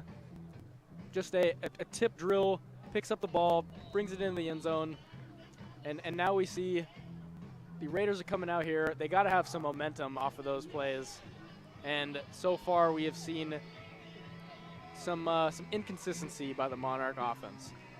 We'll see if things were patched up at halftime. A squib kick will be fielded at the 25 by Bluebaugh. He goes to the left. He's got a huge lane in the middle and a great form tackle in the open field for the Raiders. Bluebaugh picks up the ball, fields it like a ground ball. All the Moorpark defenders are on the left side of the field. He takes it to, on the right side of the field. He takes it to the left side of the field.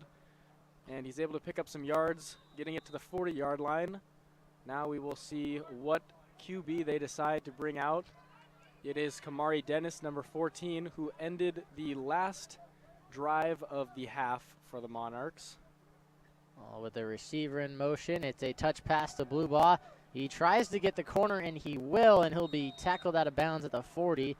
On the kick return, Khalil Collins ended up saving a near touchdown. Bluebaugh takes it around the right side. He's trying to pick up some extra yards. He gets it back to the line of scrimmage. It's now a 2nd and 10. Actually, a loss of 1 for the Monarchs. Now a 2nd and 11. Well, it was a very fast-paced start. I mean, we saw the touchdown for Moorpark on the opening drive, then the block punt recovered by Christian Mills for the touchdown. The only points on the board for LA Valley. Now Dennis has to step up. He pump fakes, and on the run, he will be brought down. He'll pick up 5, slip through a few low tackles, and an injured LA Valley offensive lineman in the backfield. He's down at the 30, and this will call for a timeout at the moment. And he's back on his feet. He's gonna get off the field. Number 74, Christian Contreras. He is back in the huddle.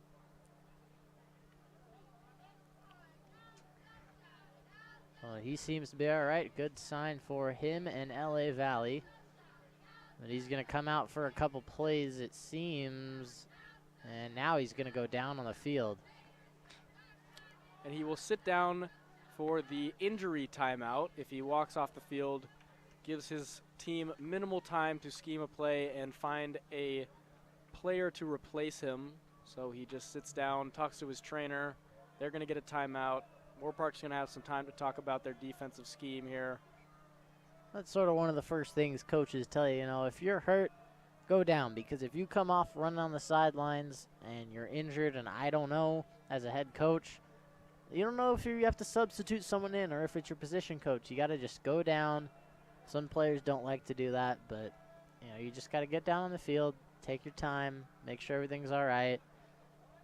And maybe, that time on the field could give you enough time to get back to being ready to go back out there. Obviously, you have to miss a play if you go down for injury. You're required to miss 1. Exactly. Like you said, you get hit maybe, you get injured, but, you want to be a tough guy. You want to get up off the field. But, it's beneficial to your team if you just sit on the ground. You get that injury timeout. Everyone has time to scheme. You can find a replacement for you. And like you said, you get a little bit of time to catch your breath. Maybe you just, you're just a little bit shook up. You get a playoff. Maybe you're ready to come back in the game. But best case scenario, you give time for your offense.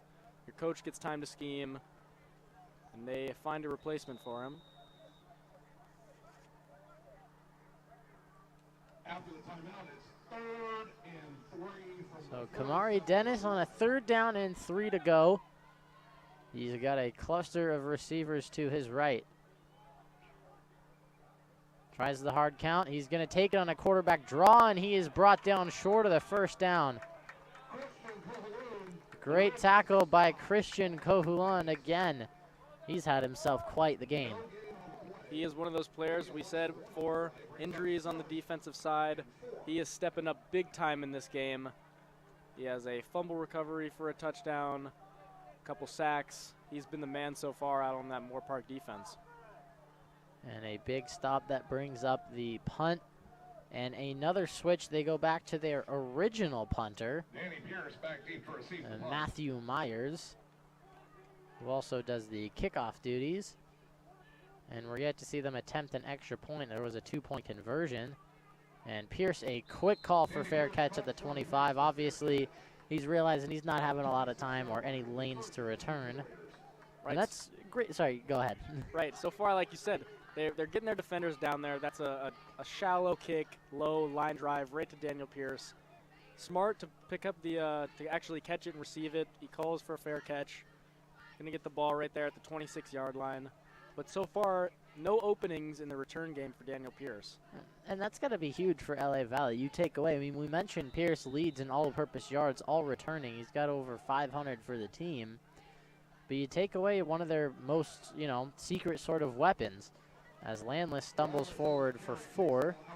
But Daniel Pierce, he's got blazing speed. He's an elite returner. We've mentioned it every single night and throughout the course of every night because he's that important to the game. He's a game-changing player on the defensive and special teams end, and they've sort of neutralized him thus far. And here's the keeper, Johnston, the 2nd time, and he's just going to give himself up on that play. You mentioned Daniel Pierce. He's #1 in all-purpose yards, and looking at the film, it might be easy to overlook special teams play, especially from a returner standpoint, but we saw last week a lot of their first drives started past the 50-yard line into the enemy territory, so that's all accredited to Daniel Pierce right there with his returns and the amount of yardage he's able to pick up on special teams as a safety and returner. And Landless in motion to the left. Johnston looking right, fires, complete to Arcelis Johnson, and he gets to the sticks and out of bounds at the 37-yard line. Great awareness for Johnson to make sure he picks up enough for a 1st down. Right, we got the double hitch concept right there with Ty Eli out there on the in the slot. Arcelis Johnson out and wide out, and he plants his feet right at the sticks. He's able to pick up the catch and the 1st down as well. There's a throw to Eli in the flats, lowers his shoulder, and Eli is going to pick up about 6. So Johnston, these short completions, and he's starting to heat up. Right, they're trying to get their offense confident once again, comfortable, get some momentum going with these short passes. A couple handoffs to Landless, been efficient. This brings up a 2nd and 4 here for the Moorpark Raiders heading into the Monarch territory.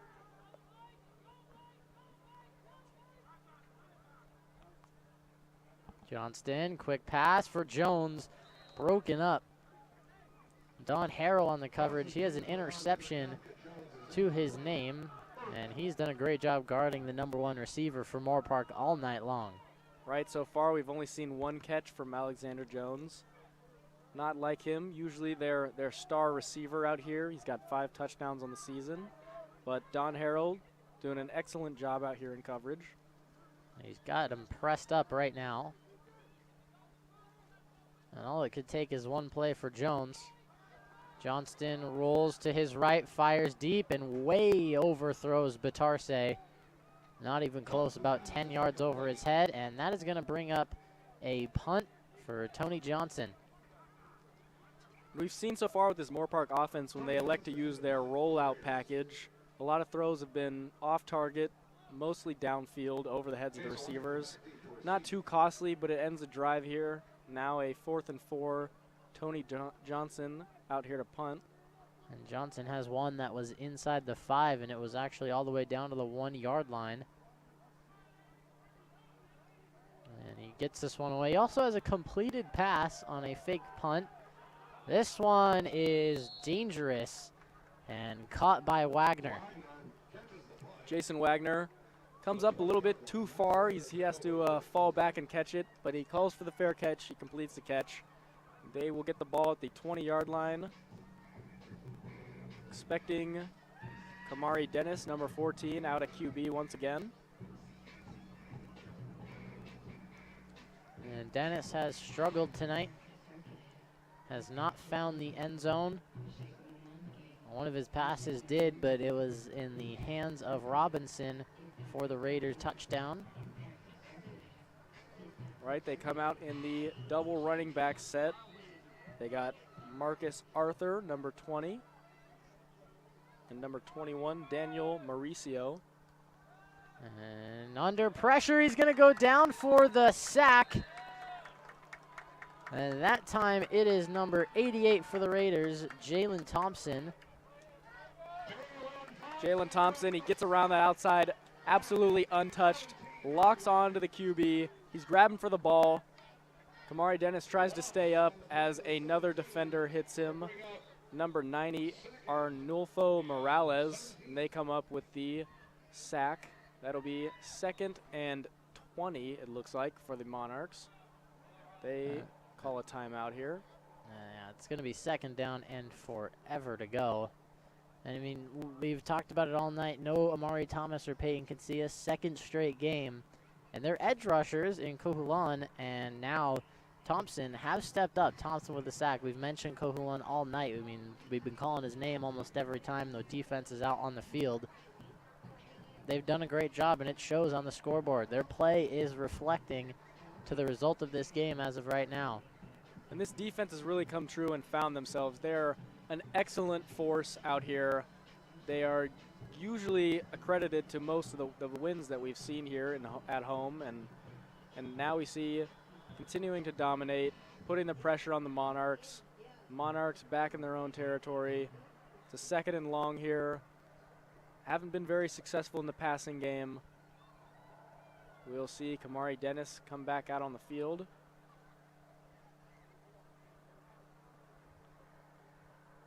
Well, they're going to go same formation, the split backs. The 2 receivers are to his left. Here's the snap. They keep both backs in for protection, but he goes down for a sack again. And it was Jalen Thompson for the 2nd straight play. And he's got 2 sacks to his name. Once again, we see pocket collapsing, absolutely no time. Jalen Thompson, untouched for the 2nd play in a row, picks up his 2nd sack of the game, and that's going to push them even farther back. It's a 3rd and 30 for the Monarchs here. And you got to imagine there was a missed assignment. I mean, both running backs stayed in to block, and they rushed 4. I mean, there's some math isn't adding up there. I mean, you got 7 blocking 4, and an instant pressure sack, deep shot. And it is incomplete. Salah Hill breaks up the pass. And a punt for LA Valley. Salah Hill, number 2, another dominant force out on the secondary there. On the opposite side of CJ Jackson, another lockdown corner in that secondary. Picks up a forced incompletion, almost an interception there. He wanted that one, but now we have the punt team coming out for the Monarchs. Batarse and Pierce back, and another new punter for LA Valley. And this one high and short for Pierce to catch it at the 35. So excellent field position for Moorpark. They got to find a way into the end zone on this drive. Right, we see Bennett Johnston set to hit the field once again. Luke Rasmussen close in the huddle there. Their mobile QB option. We saw him at the goal line earlier in the game. I mean, usually through most of these games, we've seen a little bit of a switch up in quarterbacks with McLeod Croton coming in a couple times and Rasmussen. I mean, we haven't seen Croton tonight. But it's sort of a middle ground game, and Johnston's not doing bad by any means. He does have one interception, but also a touchdown.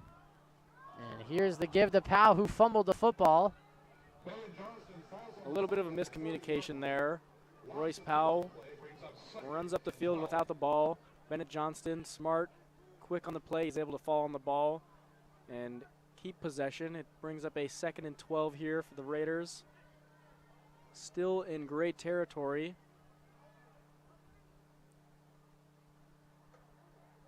Johnston, play action, firing over the middle for Ty Eli. Johnston hit as he's throwing. It's a little bit over the head of Ty Eli. It's going to bring up a 3rd and long once again.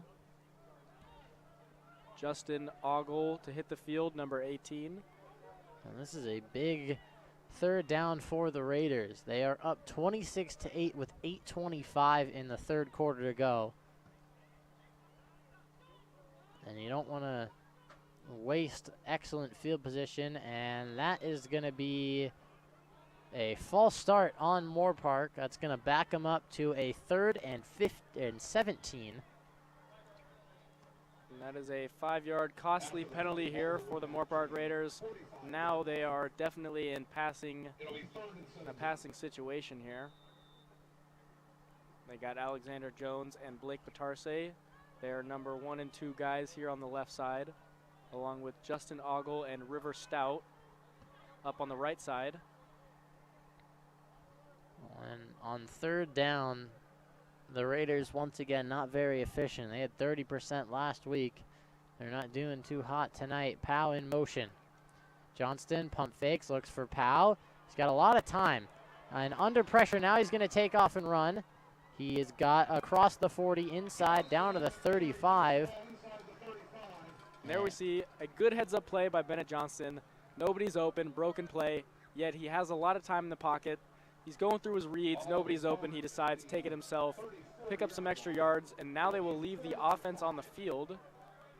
Well, that was a great play, as you said, by Johnson. That gives them now, I mean, we saw this twice from the Raiders. They hit an out route to Batarse in the last situation. It puts them in 4th and manageable instead of 4th and long.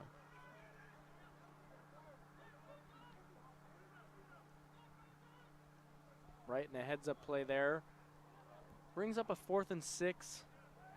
Can still go for the hard count here, but it's not going to pick up the 1st down for you. They look to be playing aggressive.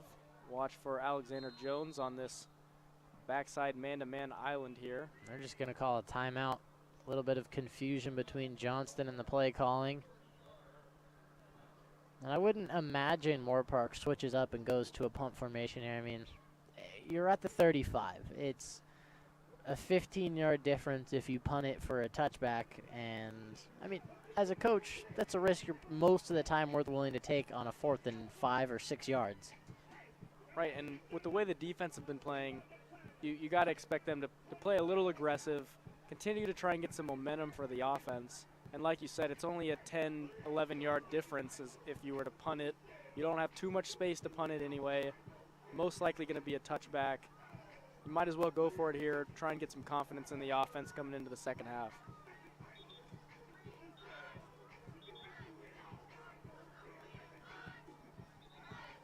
Well, 7:23 to go in this 3rd quarter. The offense will remain on the field. The receiver set will be Batarse, Ogle, Stout, and Jones. And you mentioned Jones on the island down at the bottom of the screen. Johnston will look his way. Jones beat his man in the end zone. Touchdown, Moorpark, Alexander Jones. And there we see Alexander Jones, number 14, their number 1 guy, continues to be their number 1 guy. A 40-yard touchdown pass for him, easily separated from the defender. Easy catch, right on the money. Bennett Johnston, a beautiful throw there. Picks up a Moorpark touchdown. That'll make it 32-8 with 7 minutes left in the 3rd quarter. Well, he had a good eye there, noticing Jones was pressed, and that results in his 6th touchdown of the season. He had been held to 1 catch and only 2 other targets besides on the first drive of the game, and he finally breaks loose. Right, he had a couple of drops earlier in the game. He had that one catch on the second drive for the Moorpark Raiders. Extra point is good. It is 33-8.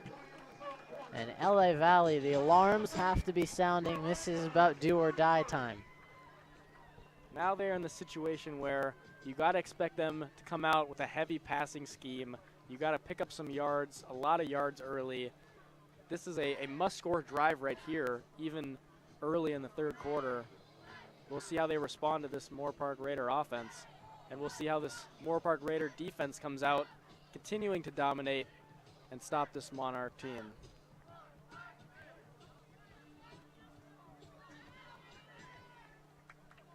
Back to return for the Monarchs. We see number 18, Christian Mills, who had a touchdown earlier off the punt block.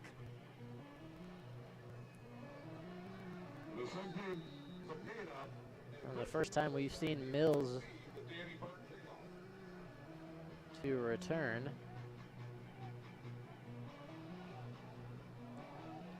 And the Raiders jumping to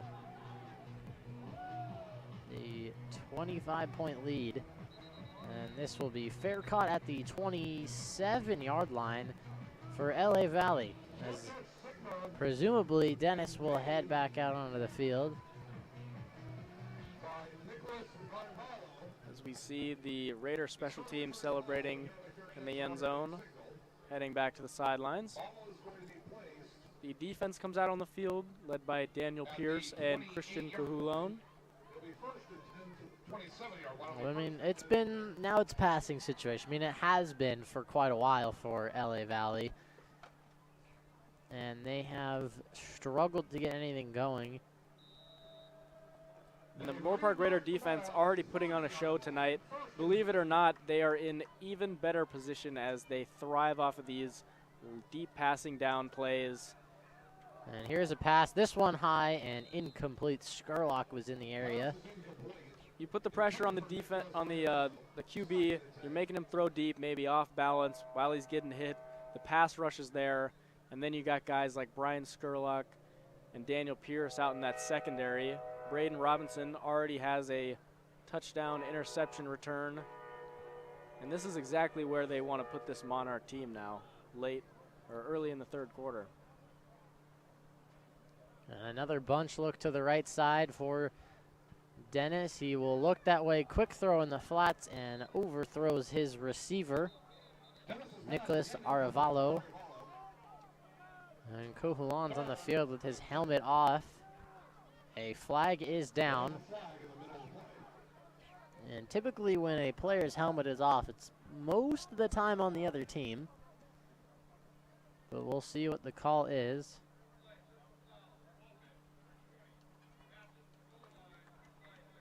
So that's going to be a personal foul against LA Valley. And that'll back them up even more for this third down. Or correction, they're going to replay the second down. So 2nd and 25 to go. So now we got 2nd and 25, deep in their own territory. It's been passing situation already. Now expecting even deeper passing concepts. So far they've been trying to go for the quick passing game, trying to get comfortable. Now they're in an uncomfortable situation, back up against their own end zone. Kamari Dennis in the offense in a bad spot so far. And there go doubles look on 2nd and forever. Kamari Dennis fires to the left side. This one knocked away by Salah Hill. Big heads up play by Salah Hill there, coming off his receiver to cover the corner route there. It looks like a little bit too bunched. Almost picks up an interception, but forces the incompletion. It is now a 3rd and 25 for the Monarchs.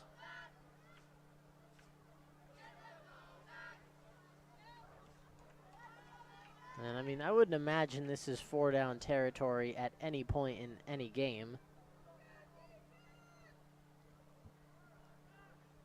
So unless they're able to get 25 or at least inside the original down to gain, as this one's going to back them up even farther. So 3rd down and 30 to go. Yeah, Luke, like you said, definitely not a usual 4th down territory. But if you have a play where you pick up 15, 20, now 30 yards, and you don't get the 1st down, you got to think they're down in points. Maybe try and play aggressive, try and pick up that 1st, but you definitely are at risk of putting the ball back in Raider hands in very solid territory. Dennis in trouble, and he's going to go down, and the ball seems to have come out. Looks like Jalen Thompson getting to the QB once again, not able to pick up the sack, but he hits him, puts the pressure on him. The ball did come out as a fumble, so that will be now 4th and I'd say about, You got the math. I'm trying to do the math. It's a 4th down and about 37, I believe, to go. Yeah, it looks like 37-38. 1st down is at the 40-yard line. And they're back at the 3 to punt. This one gets away dangerously, and Pierce with a chance. Pierce hit the seam over the middle. He's inside the 20, so a red zone start for the Raiders off of the Thompson sack. Moorpark gets the ball back, set up in, I mean, you can't really ask for much better field position than this. Right, already in the red zone. Daniel Pierce gets his 1st attempt to return the ball, picks up an easy 15 yards before he's touched. They wrap him up now at the 15-yard line, heading towards the end zone. Here comes McLeod Croton for the 1st time in this game, making a switch up. They got Gabe Landless and Ty Eli in the backfield with him. The power set off to the left side. And here's the jet touch pass to Batarse. And that's the 2nd time we've seen that play called so far. They've had Batarse motioning early in the game, trying to deceive the defensive on that side. Usually handing the ball off to Gabe Landless. There they elect to do the touch pass. Takes the ball upfield for a few yards, bringing up a 2nd and 7. Still in the power set. Ty Eli off to the left and tight end. And Croton is in at quarterback. They fake the touch pass hand to Landless. As he searches for any bit of room, he will get to the 11-yard line. So now 3rd down. And Croton, a QB we're used to seeing in the game, whether they're switching them off between plays, you know, between drives. He's usually out there in games, maybe late in the games or in the beginning of the games if something's not going quite right. But he's definitely a QB that we're used to seeing out there, and he's comfortable, and he's able to lead this offense. He's definitely a very serviceable quarterback as Landless, touchdown with authority. Moorpark gets up to 39 points to LA Valley's 8. And there we see a halfback draw, huge hole in the middle of the field. It's only him and the safety, and he puts a body down for the touchdown. That's going to make it 39-8 with 4 minutes left in the 3rd quarter. Here comes Daniel Burke for the extra point.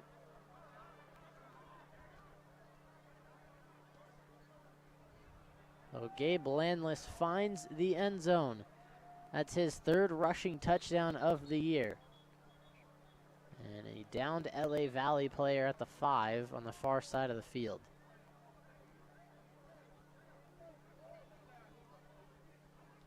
It is number 24, Vincent Zapita, their defensive back.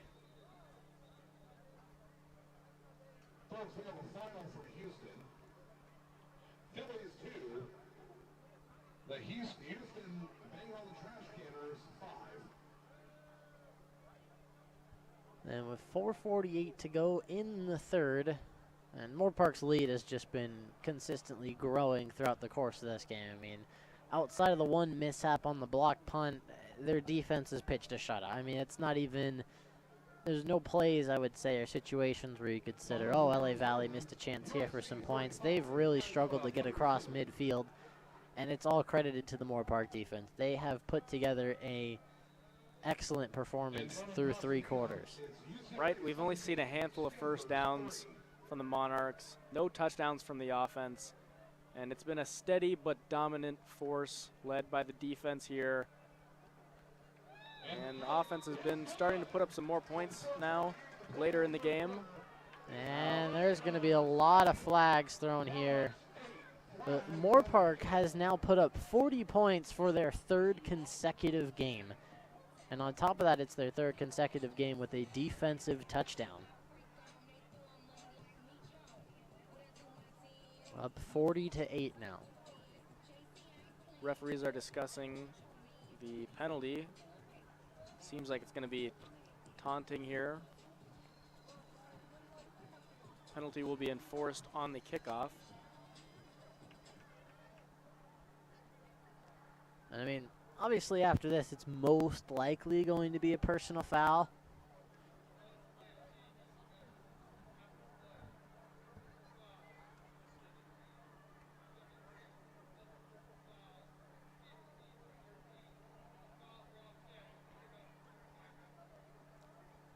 Looks like we got 2 personal fouls. They're going to be offsetting. We will see a normal kick from Daniel Burke here.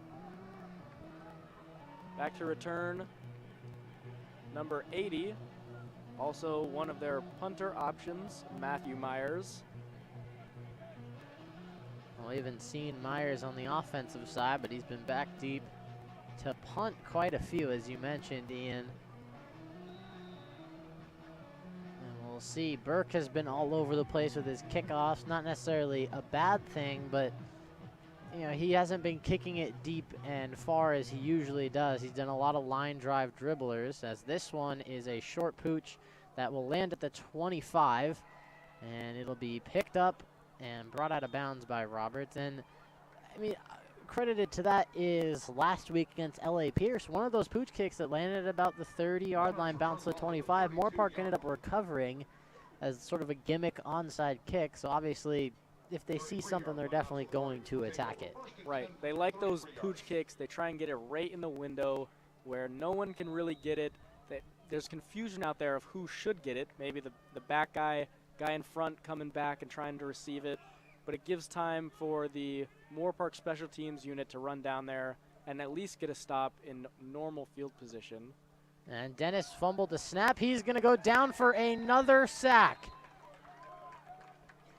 It looks like number 90, Arnulfo Morales, with the sack. And Morales notches his first of the night.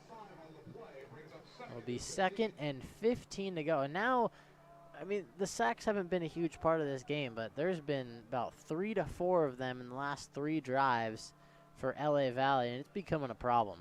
It is becoming a problem, and now you see the Moorpark Raider defensive line. They're setting the line of scrimmage back into the backfield of the Monarchs offense, and they're getting in the head of Kamari Dennis right here. Here's Dennis firing. This pass almost intercepted. Skurlock was diving for it, and I believe this could be a roughing the passer penalty on the Raiders.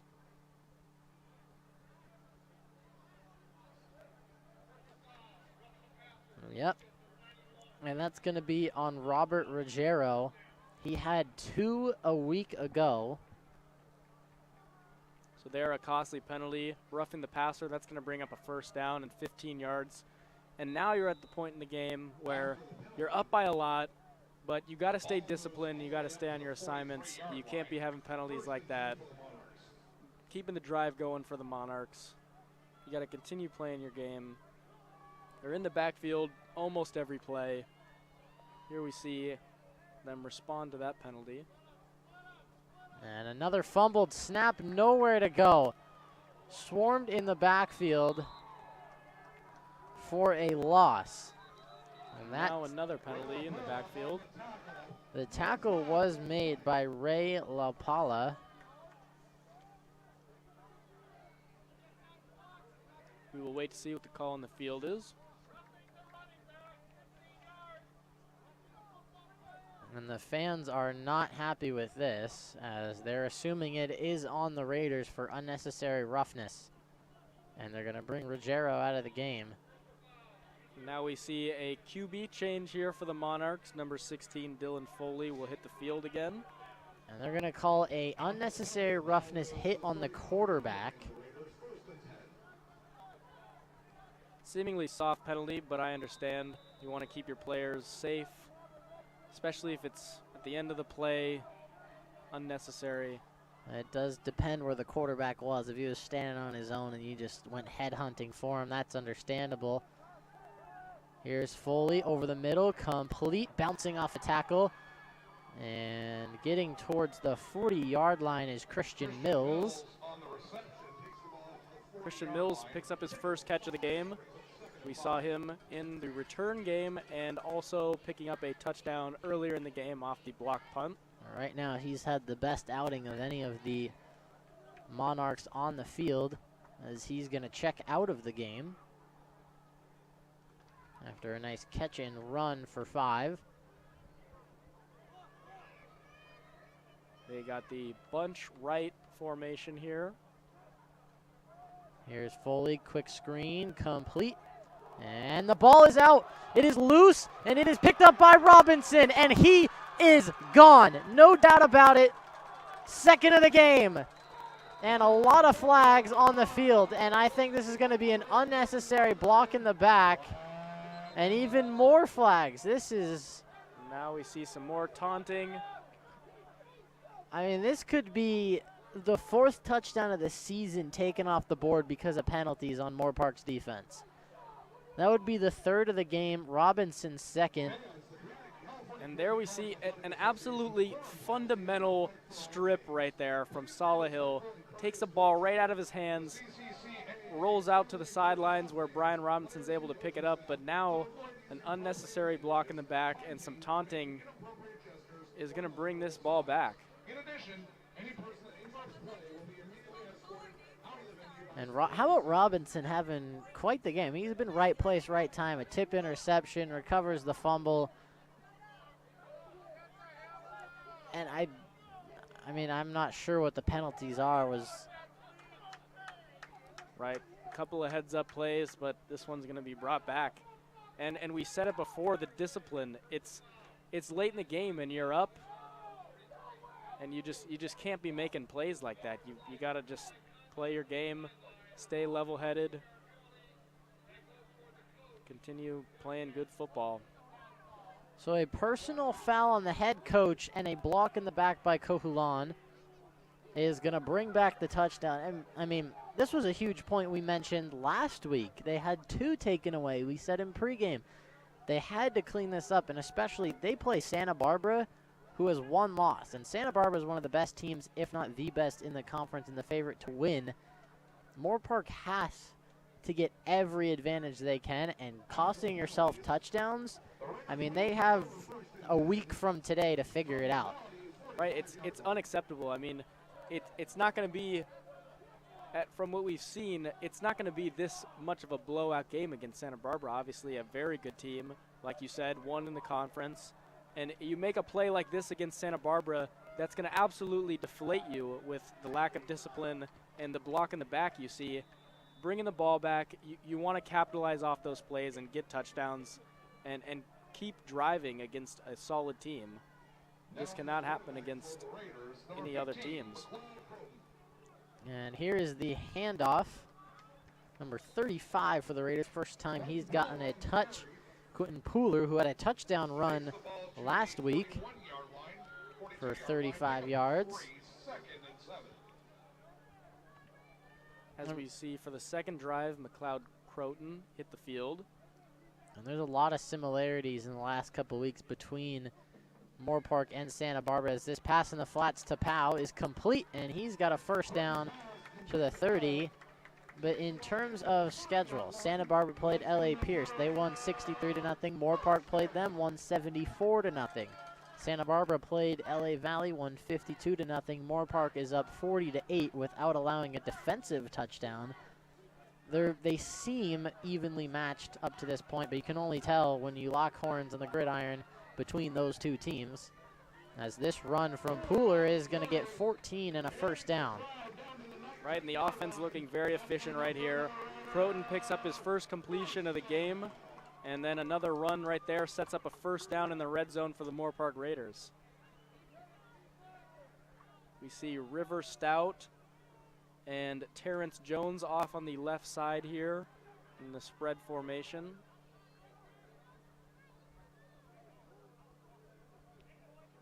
Croton firing for Arcelis Johnson. That's going to be incomplete on the right side. And an injured Raider lineman at the 20.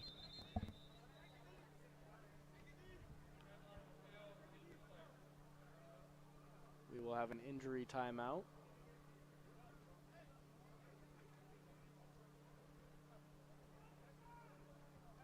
Believe it was number, let's see, it was 57 Spencer Davis, the left tackle for the Raiders. And he went down and motioned to the sideline immediately. The left tackle, that's a key position. You don't want to lose your left tackle, especially a star player left tackle. He is defending the quarterback's blind side. He jogs off the field. That's a good sight to see. And he's, I would imagine, he's going to come back in this game. He seems all right. Great sign, as you said.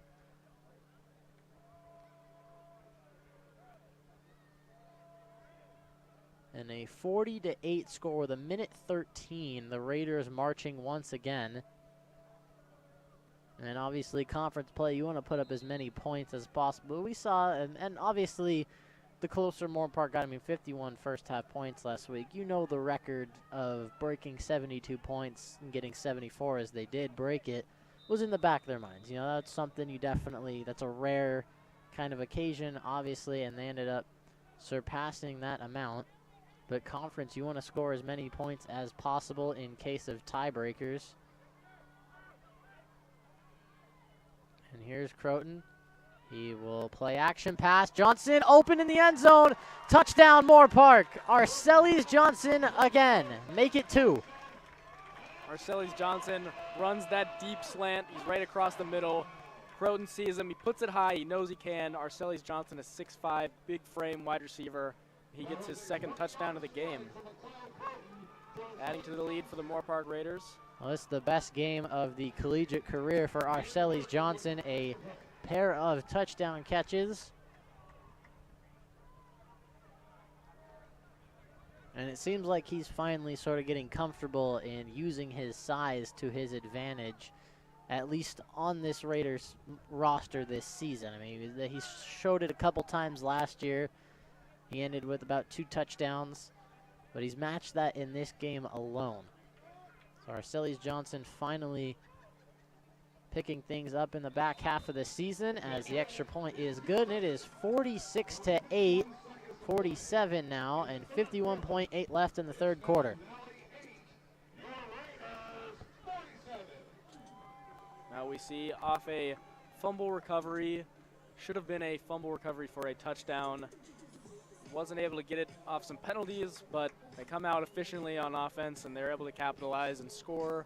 Arcelis Johnson picks up his second touchdown of the season.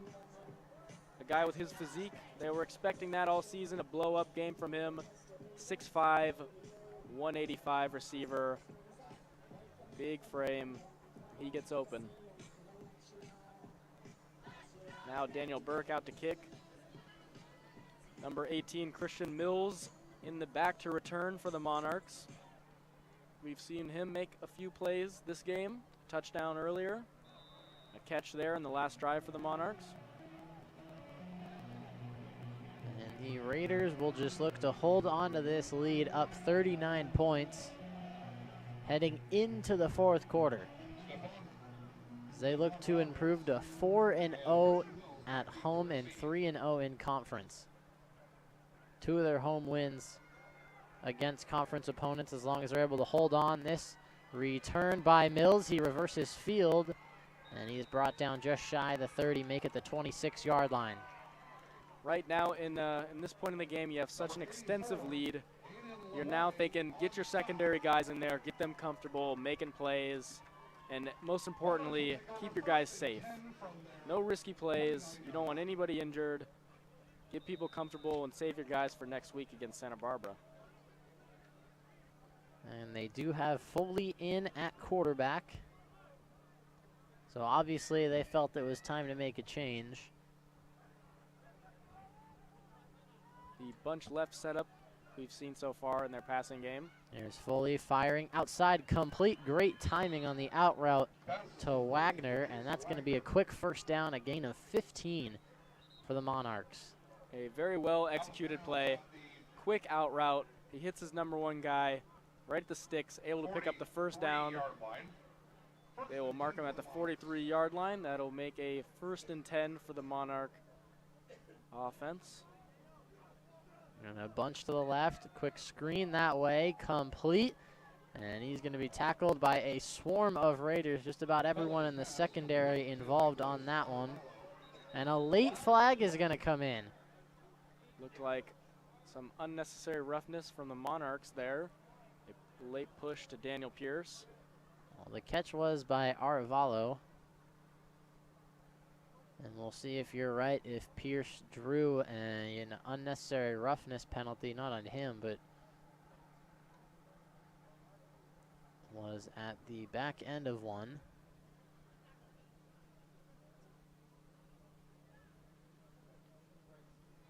Officials will discuss. And you are correct, a personal foul on Stephon Roberts on a late hit.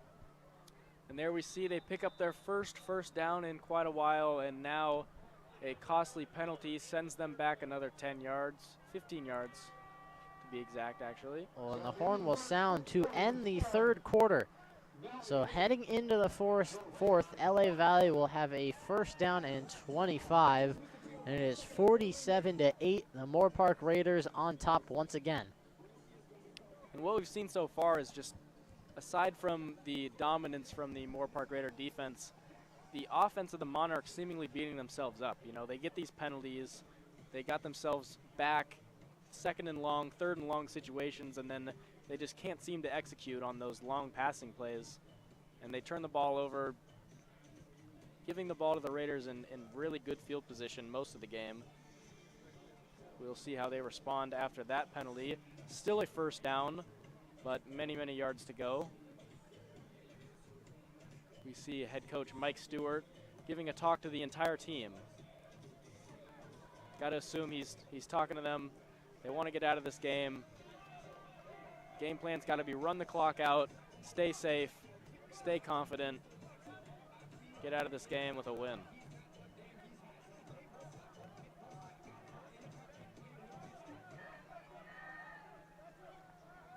And Foley will look to chip away at the long yardage needed to move the sticks. Couldn't decide between sticks and chains for that one.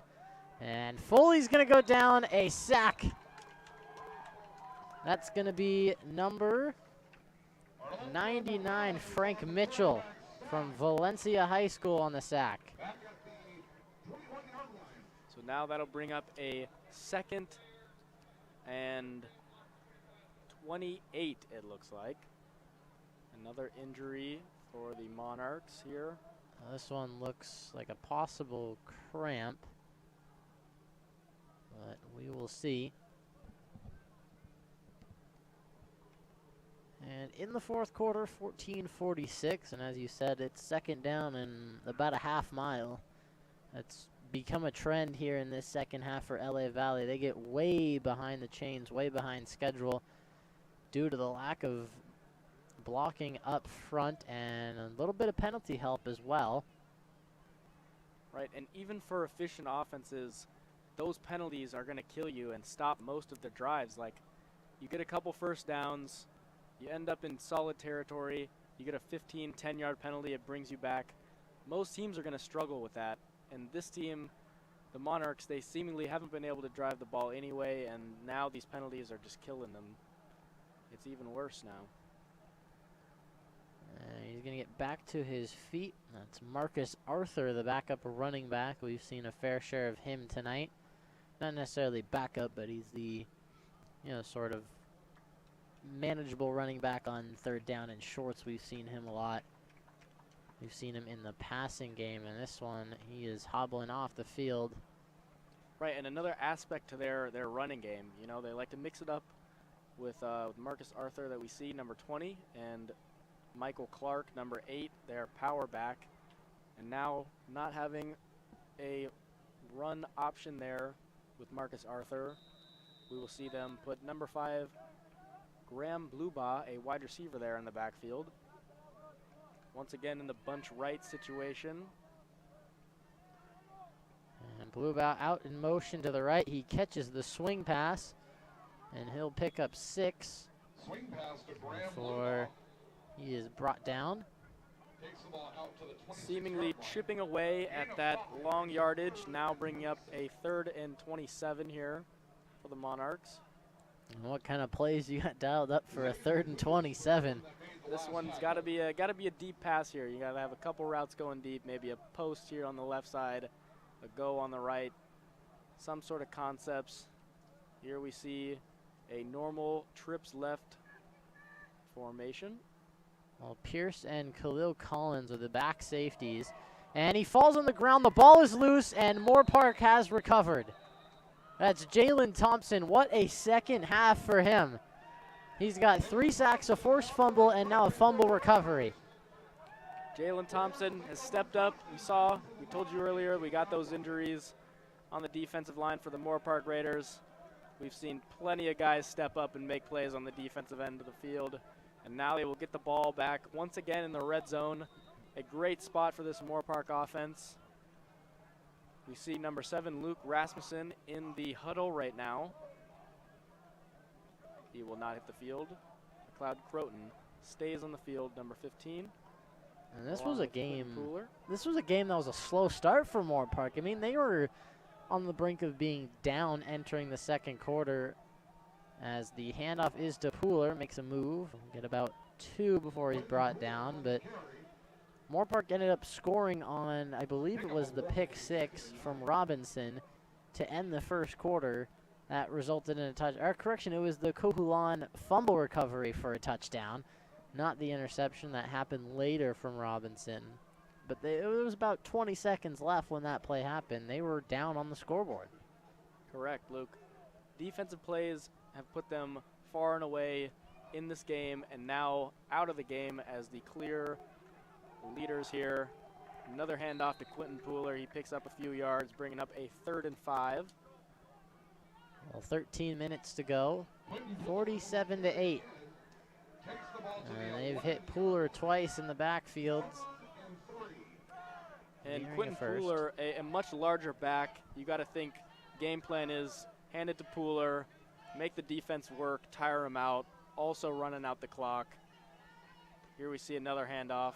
And Pooler. he lowers the shoulder. He's got the first down, and it's going to be 1st and goal for Moorpark.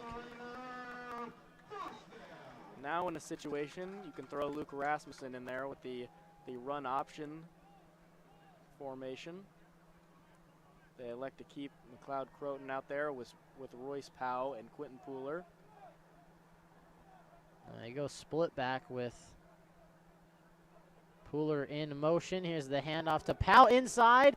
He's closing in on the end zone, and he's a yard short. Powell has not reached the end zone since the first touchdown, which was on the opening drive of the year for Moorpark. In terms of their home game, they did go to Ventura to start the year. They ended up putting 0 on the scoreboard.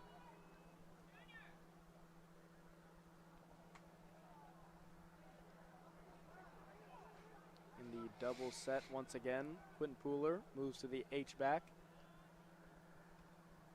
Here's Croton, handoff to Powell. He will fight and lose a yard. It'll be 3rd and goal from the 2. 3rd and goal from the 2. And do you think you dial up a pass play here? You just, take what you can get and run the ball a couple of times.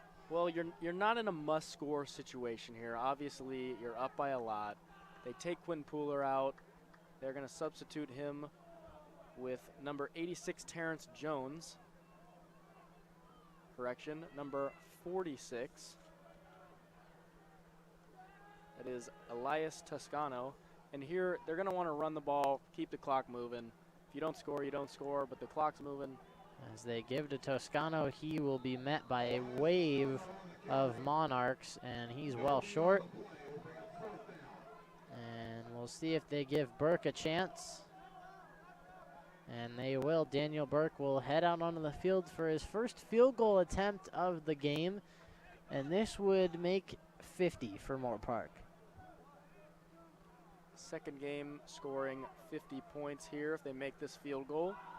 Like you mentioned before in conference, you want to be able to put as many points up as possible. Thinking about those tie breaks just in case.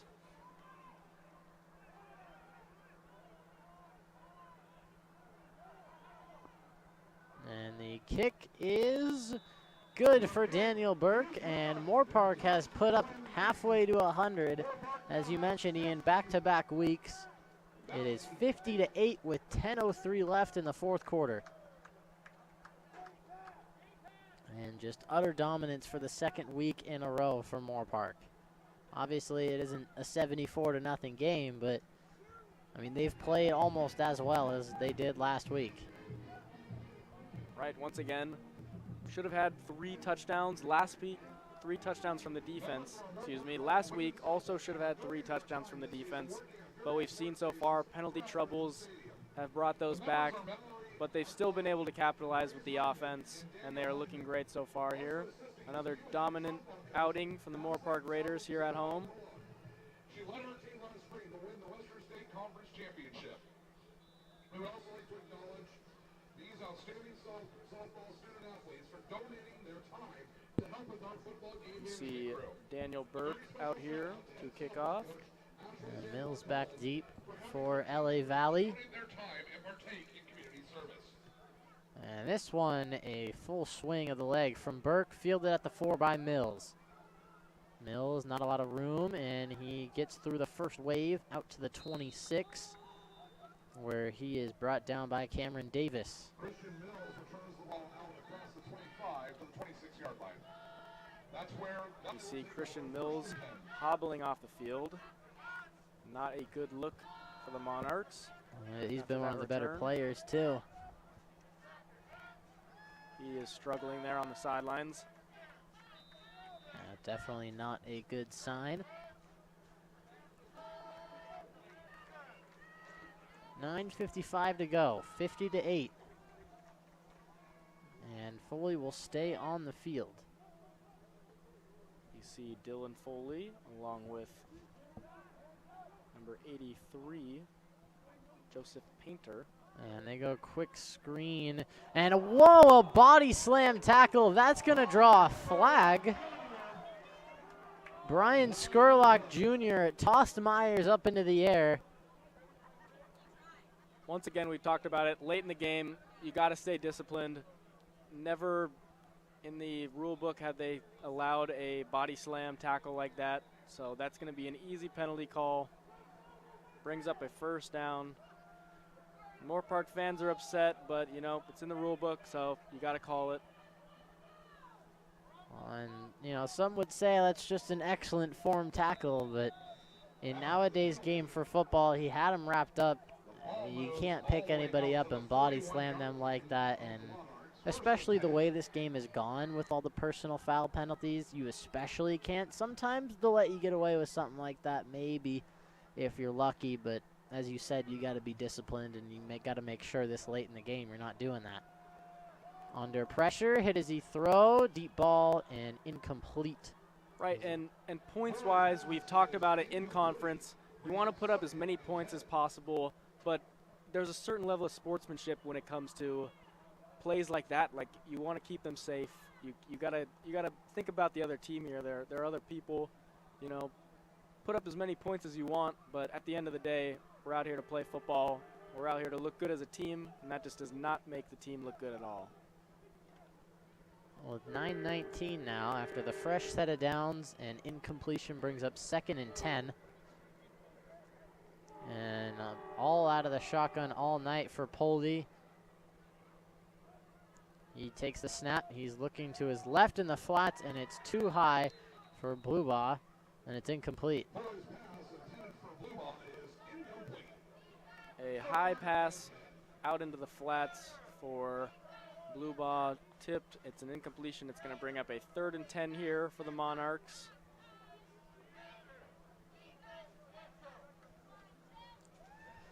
And would you say 4-down territory here near midfield? I mean, obviously this isn't a game you're going to be coming back into if you're LA Valley. And you got 9:13 left, but do you try to find, maybe try out a new play or at least want to get into the end zone on offense for the first time in over 2 weeks? Right, Luke, and I think you have the right idea here. Like, it's 3rd and 10, but you get the ball back on 4th, and you got to take advantage of that extra play and maybe try and work out a special play or even a play you just haven't used yet in this game. Try and get some experience and maybe some confidence looking towards a highlight for maybe next week. Well, and Poli was sacked on the play by Ray Laupola. And they're going to punt. I think maybe, as you were saying, maybe if they gained some yards, they would go for something there. But now after the sack, 4th and 14, this is going to kind of put this drive to rest. And they will go double returners again. It is Batarse. I believe Revis Keener back there. This one a low wobbler. And Moorpark will let it roll to the 29-yard line where the offense will set up shop. Oddly enough, a very effective punt scheme so far. Got to credit the special teams coaches for that. Not the most valued, I would say, formations. So far you don't really want to see your punter out there too much, but if he is, you want to see it successful, and that has been a successful aspect of the game for the Monarchs so far. Well, especially because they've taken away Daniel Pierce entirely. He's only had about one decent return for about 20 yards. Right, and now we see number 7, Luke Rasmussen, out there at QB. Rasmussen, the screen complete. Makes a move into open space, and across the 40 is Alex Escobedo. Escobedo, he's able to pick up the catch. There's blockers in front. He gets kind of stuck behind the blocker, but it's enough hesitation. He's able to break free. He picks up a 1st down, and he picks up the first catch for him in this game. Rasmussen under pressure, and he'll just run into a swing. His helmet comes off, and the whistle is blown. That's going to be a sack credited to number 90 of LA Valley. That's Darnell Musgrove. We've called his name a couple of times. That's his 2nd sack of the night. Rasmussen, he takes the snap. Nobody's open. Decides to take it himself. Holds onto the ball. Full head of steam into a D tackle. Bold play there.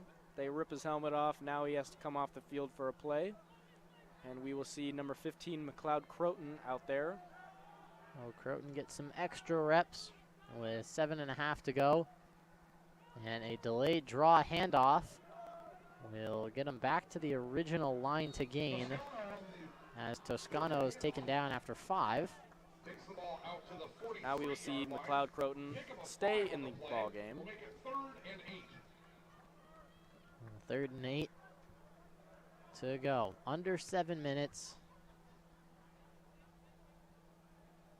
And Moorpark, I mean, this is the time to kind of, they're going to get him for a false start.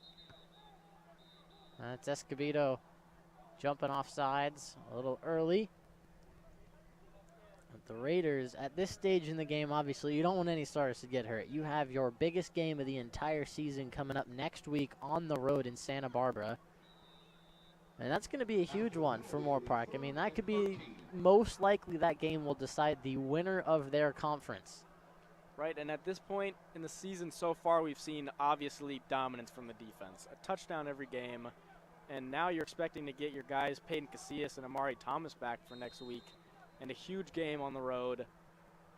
It's a must-win for the Raiders in the conference, not only to try and make playoffs and make a bowl game, but to set a precedence here and really prove their dominance and the defensive scheme that they're running. And the pass from Croton was complete to Ogle. He'll only pick up about a yard, so the punt team for Tony Johnson comes onto the field for the first time in the 4th quarter. See number 9, Stephen Roberts, back to return for the Monarchs.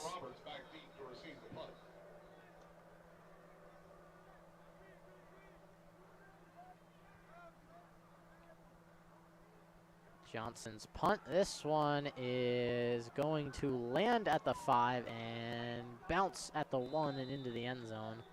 A booming kick that results in the touchback. Right, Luke, an absolute boot there.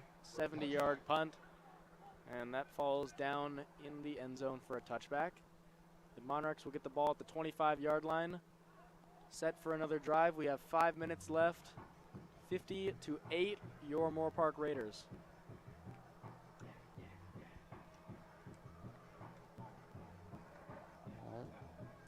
And now we'll see Poley on the field one more time at least in this game.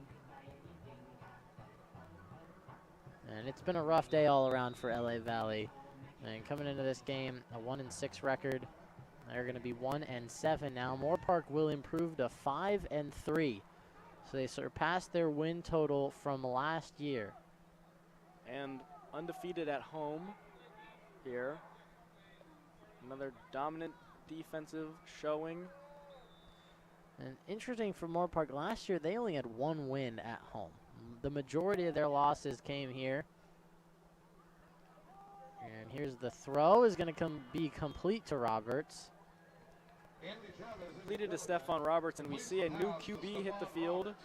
Number 19, Andy Chavez, a freshman QB out of Van Nuys. Went to Grant High School. We'll see what he's got. Well, based off of that play, we've seen he's a lot faster than the guys we've seen before. Accurate from one pass. Maybe this last drive, get him comfortable. Look to put him in the game next week, early in the game. Chavez drops back to pass under pressure. As you said, there's the mobility. He will pick up 5 on a scramble. And that seems to be exactly what they may have needed all game, is just a little bit of mobility in the pocket, a little bit of playmaking from their quarterback, and that one results in 5. 4.5 to go, and the clock's still ticking.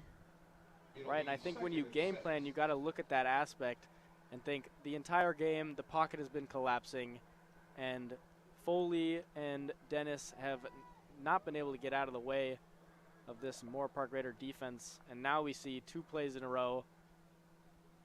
The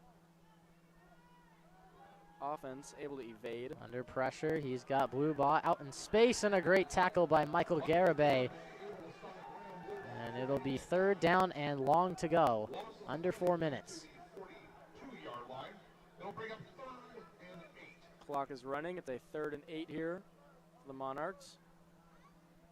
Andy Chavez still out on the field, leading his team. Now we see multiple substitutions here for the Raider defense. And in the shotgun set, trips to the right. Here's Chavez firing on the slant, complete. And that's going to be a 1st down. Way to hang on to that one. It was complete to Joseph Painter. We see them pick up a 1st down. One of the more efficient drives we've seen from the Monarchs here into Raider territory past the 50. As you said, maybe you figure and throw Chavez in at the beginning of next game. He's got no time, and he loses the football, and Moorpark's going to come away with it. There we see costly mistake there from Andy Chavez. Shifty, but he's not able to hold on to the ball. It's knocked out and picked up by Arnulfo Morales, who's having a game for himself, along with the rest of this Raider defense. Now they will get the ball around the 38-yard line. You got to think now you're sending your offense out there, pick up a couple of yards, run the clock out, maybe get into victory formation, send everybody home. They got Rasmussen out there for this play. And Royce Powell in the backfield. Correction, that's Esposito.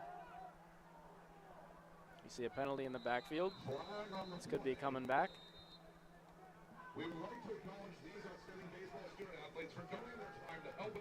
And as you said, probably coming back on a hold of the Raiders. And it will be. Actually, the handoff was to number 46, Elias Toscano.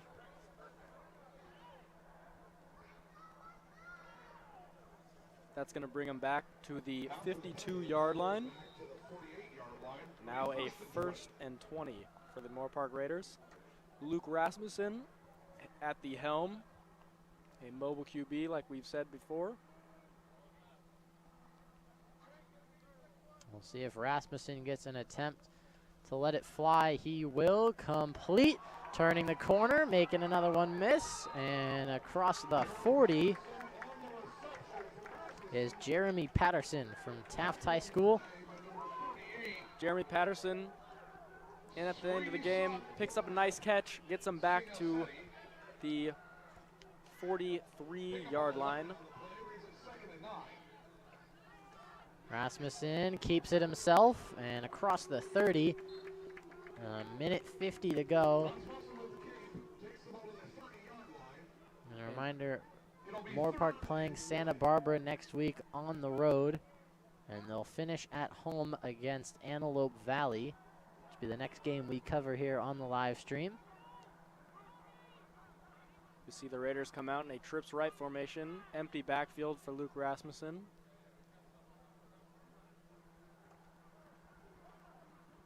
Pump fakes and completes the pass to the 25, and that's a 1st down, and the Raiders can run the clock out and officially walk away with another win at home and remain undefeated here in Griffin Stadium. Once again, we will see Luke Rasmussen end the game and in victory formation very soon. They're sticking to the spread look for now, but under a minute to go and the clock will run. 1st down and 10 at the 25 for the Raiders. And Toscano with a carry, no gain. They will have 1 play left in this game as the clock runs down with 40 seconds. It is 50-8, Moorpark Raiders.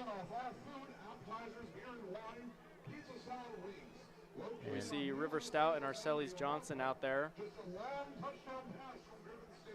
Well, odd to see some, never mind. I was saying odd to see some starting receivers out there, but it is victory formation, as you said, soon to see. Well, here it is for Luke Rasmussen and the Moorpark Raiders. 1 kneel down, and the Raiders are officially 5-3. LA Valley falls to 1-7. Your final score from Griffin Stadium: Moorpark 50, LA Valley 8. And Ian, your final thoughts on this game in the second half? Final thoughts, once again, another dominant week. Offense running efficiently, defense completely taking over the game. One thing to work on for next week against Santa Barbara, huge conference game. Got to work on the discipline. Got to eliminate the penalties. You got to stay on top of your game. And so far, they played great. Heading into next week, you got to have some momentum, definitely some confidence. You're going to get your defensive guys back in Amari Thomas and Peyton Casillas, and they're going to look to continue to dominate on both sides of the ball and special teams. We are looking forward to the remainder of this season and the return of Thomas and Casillas. Another amazing win for the Moorpark Raiders as they defend their home turf again. Ladies and gentlemen, I am Luke Lamont, your play-by-play commentator for tonight, joined alongside your color commentator, Ian Handy. We thank you for joining us in another Moorpark Raider win, and we will see you on November the 12th as the Moorpark hosts Antelope Valley in the final game of the regular season. Thank you.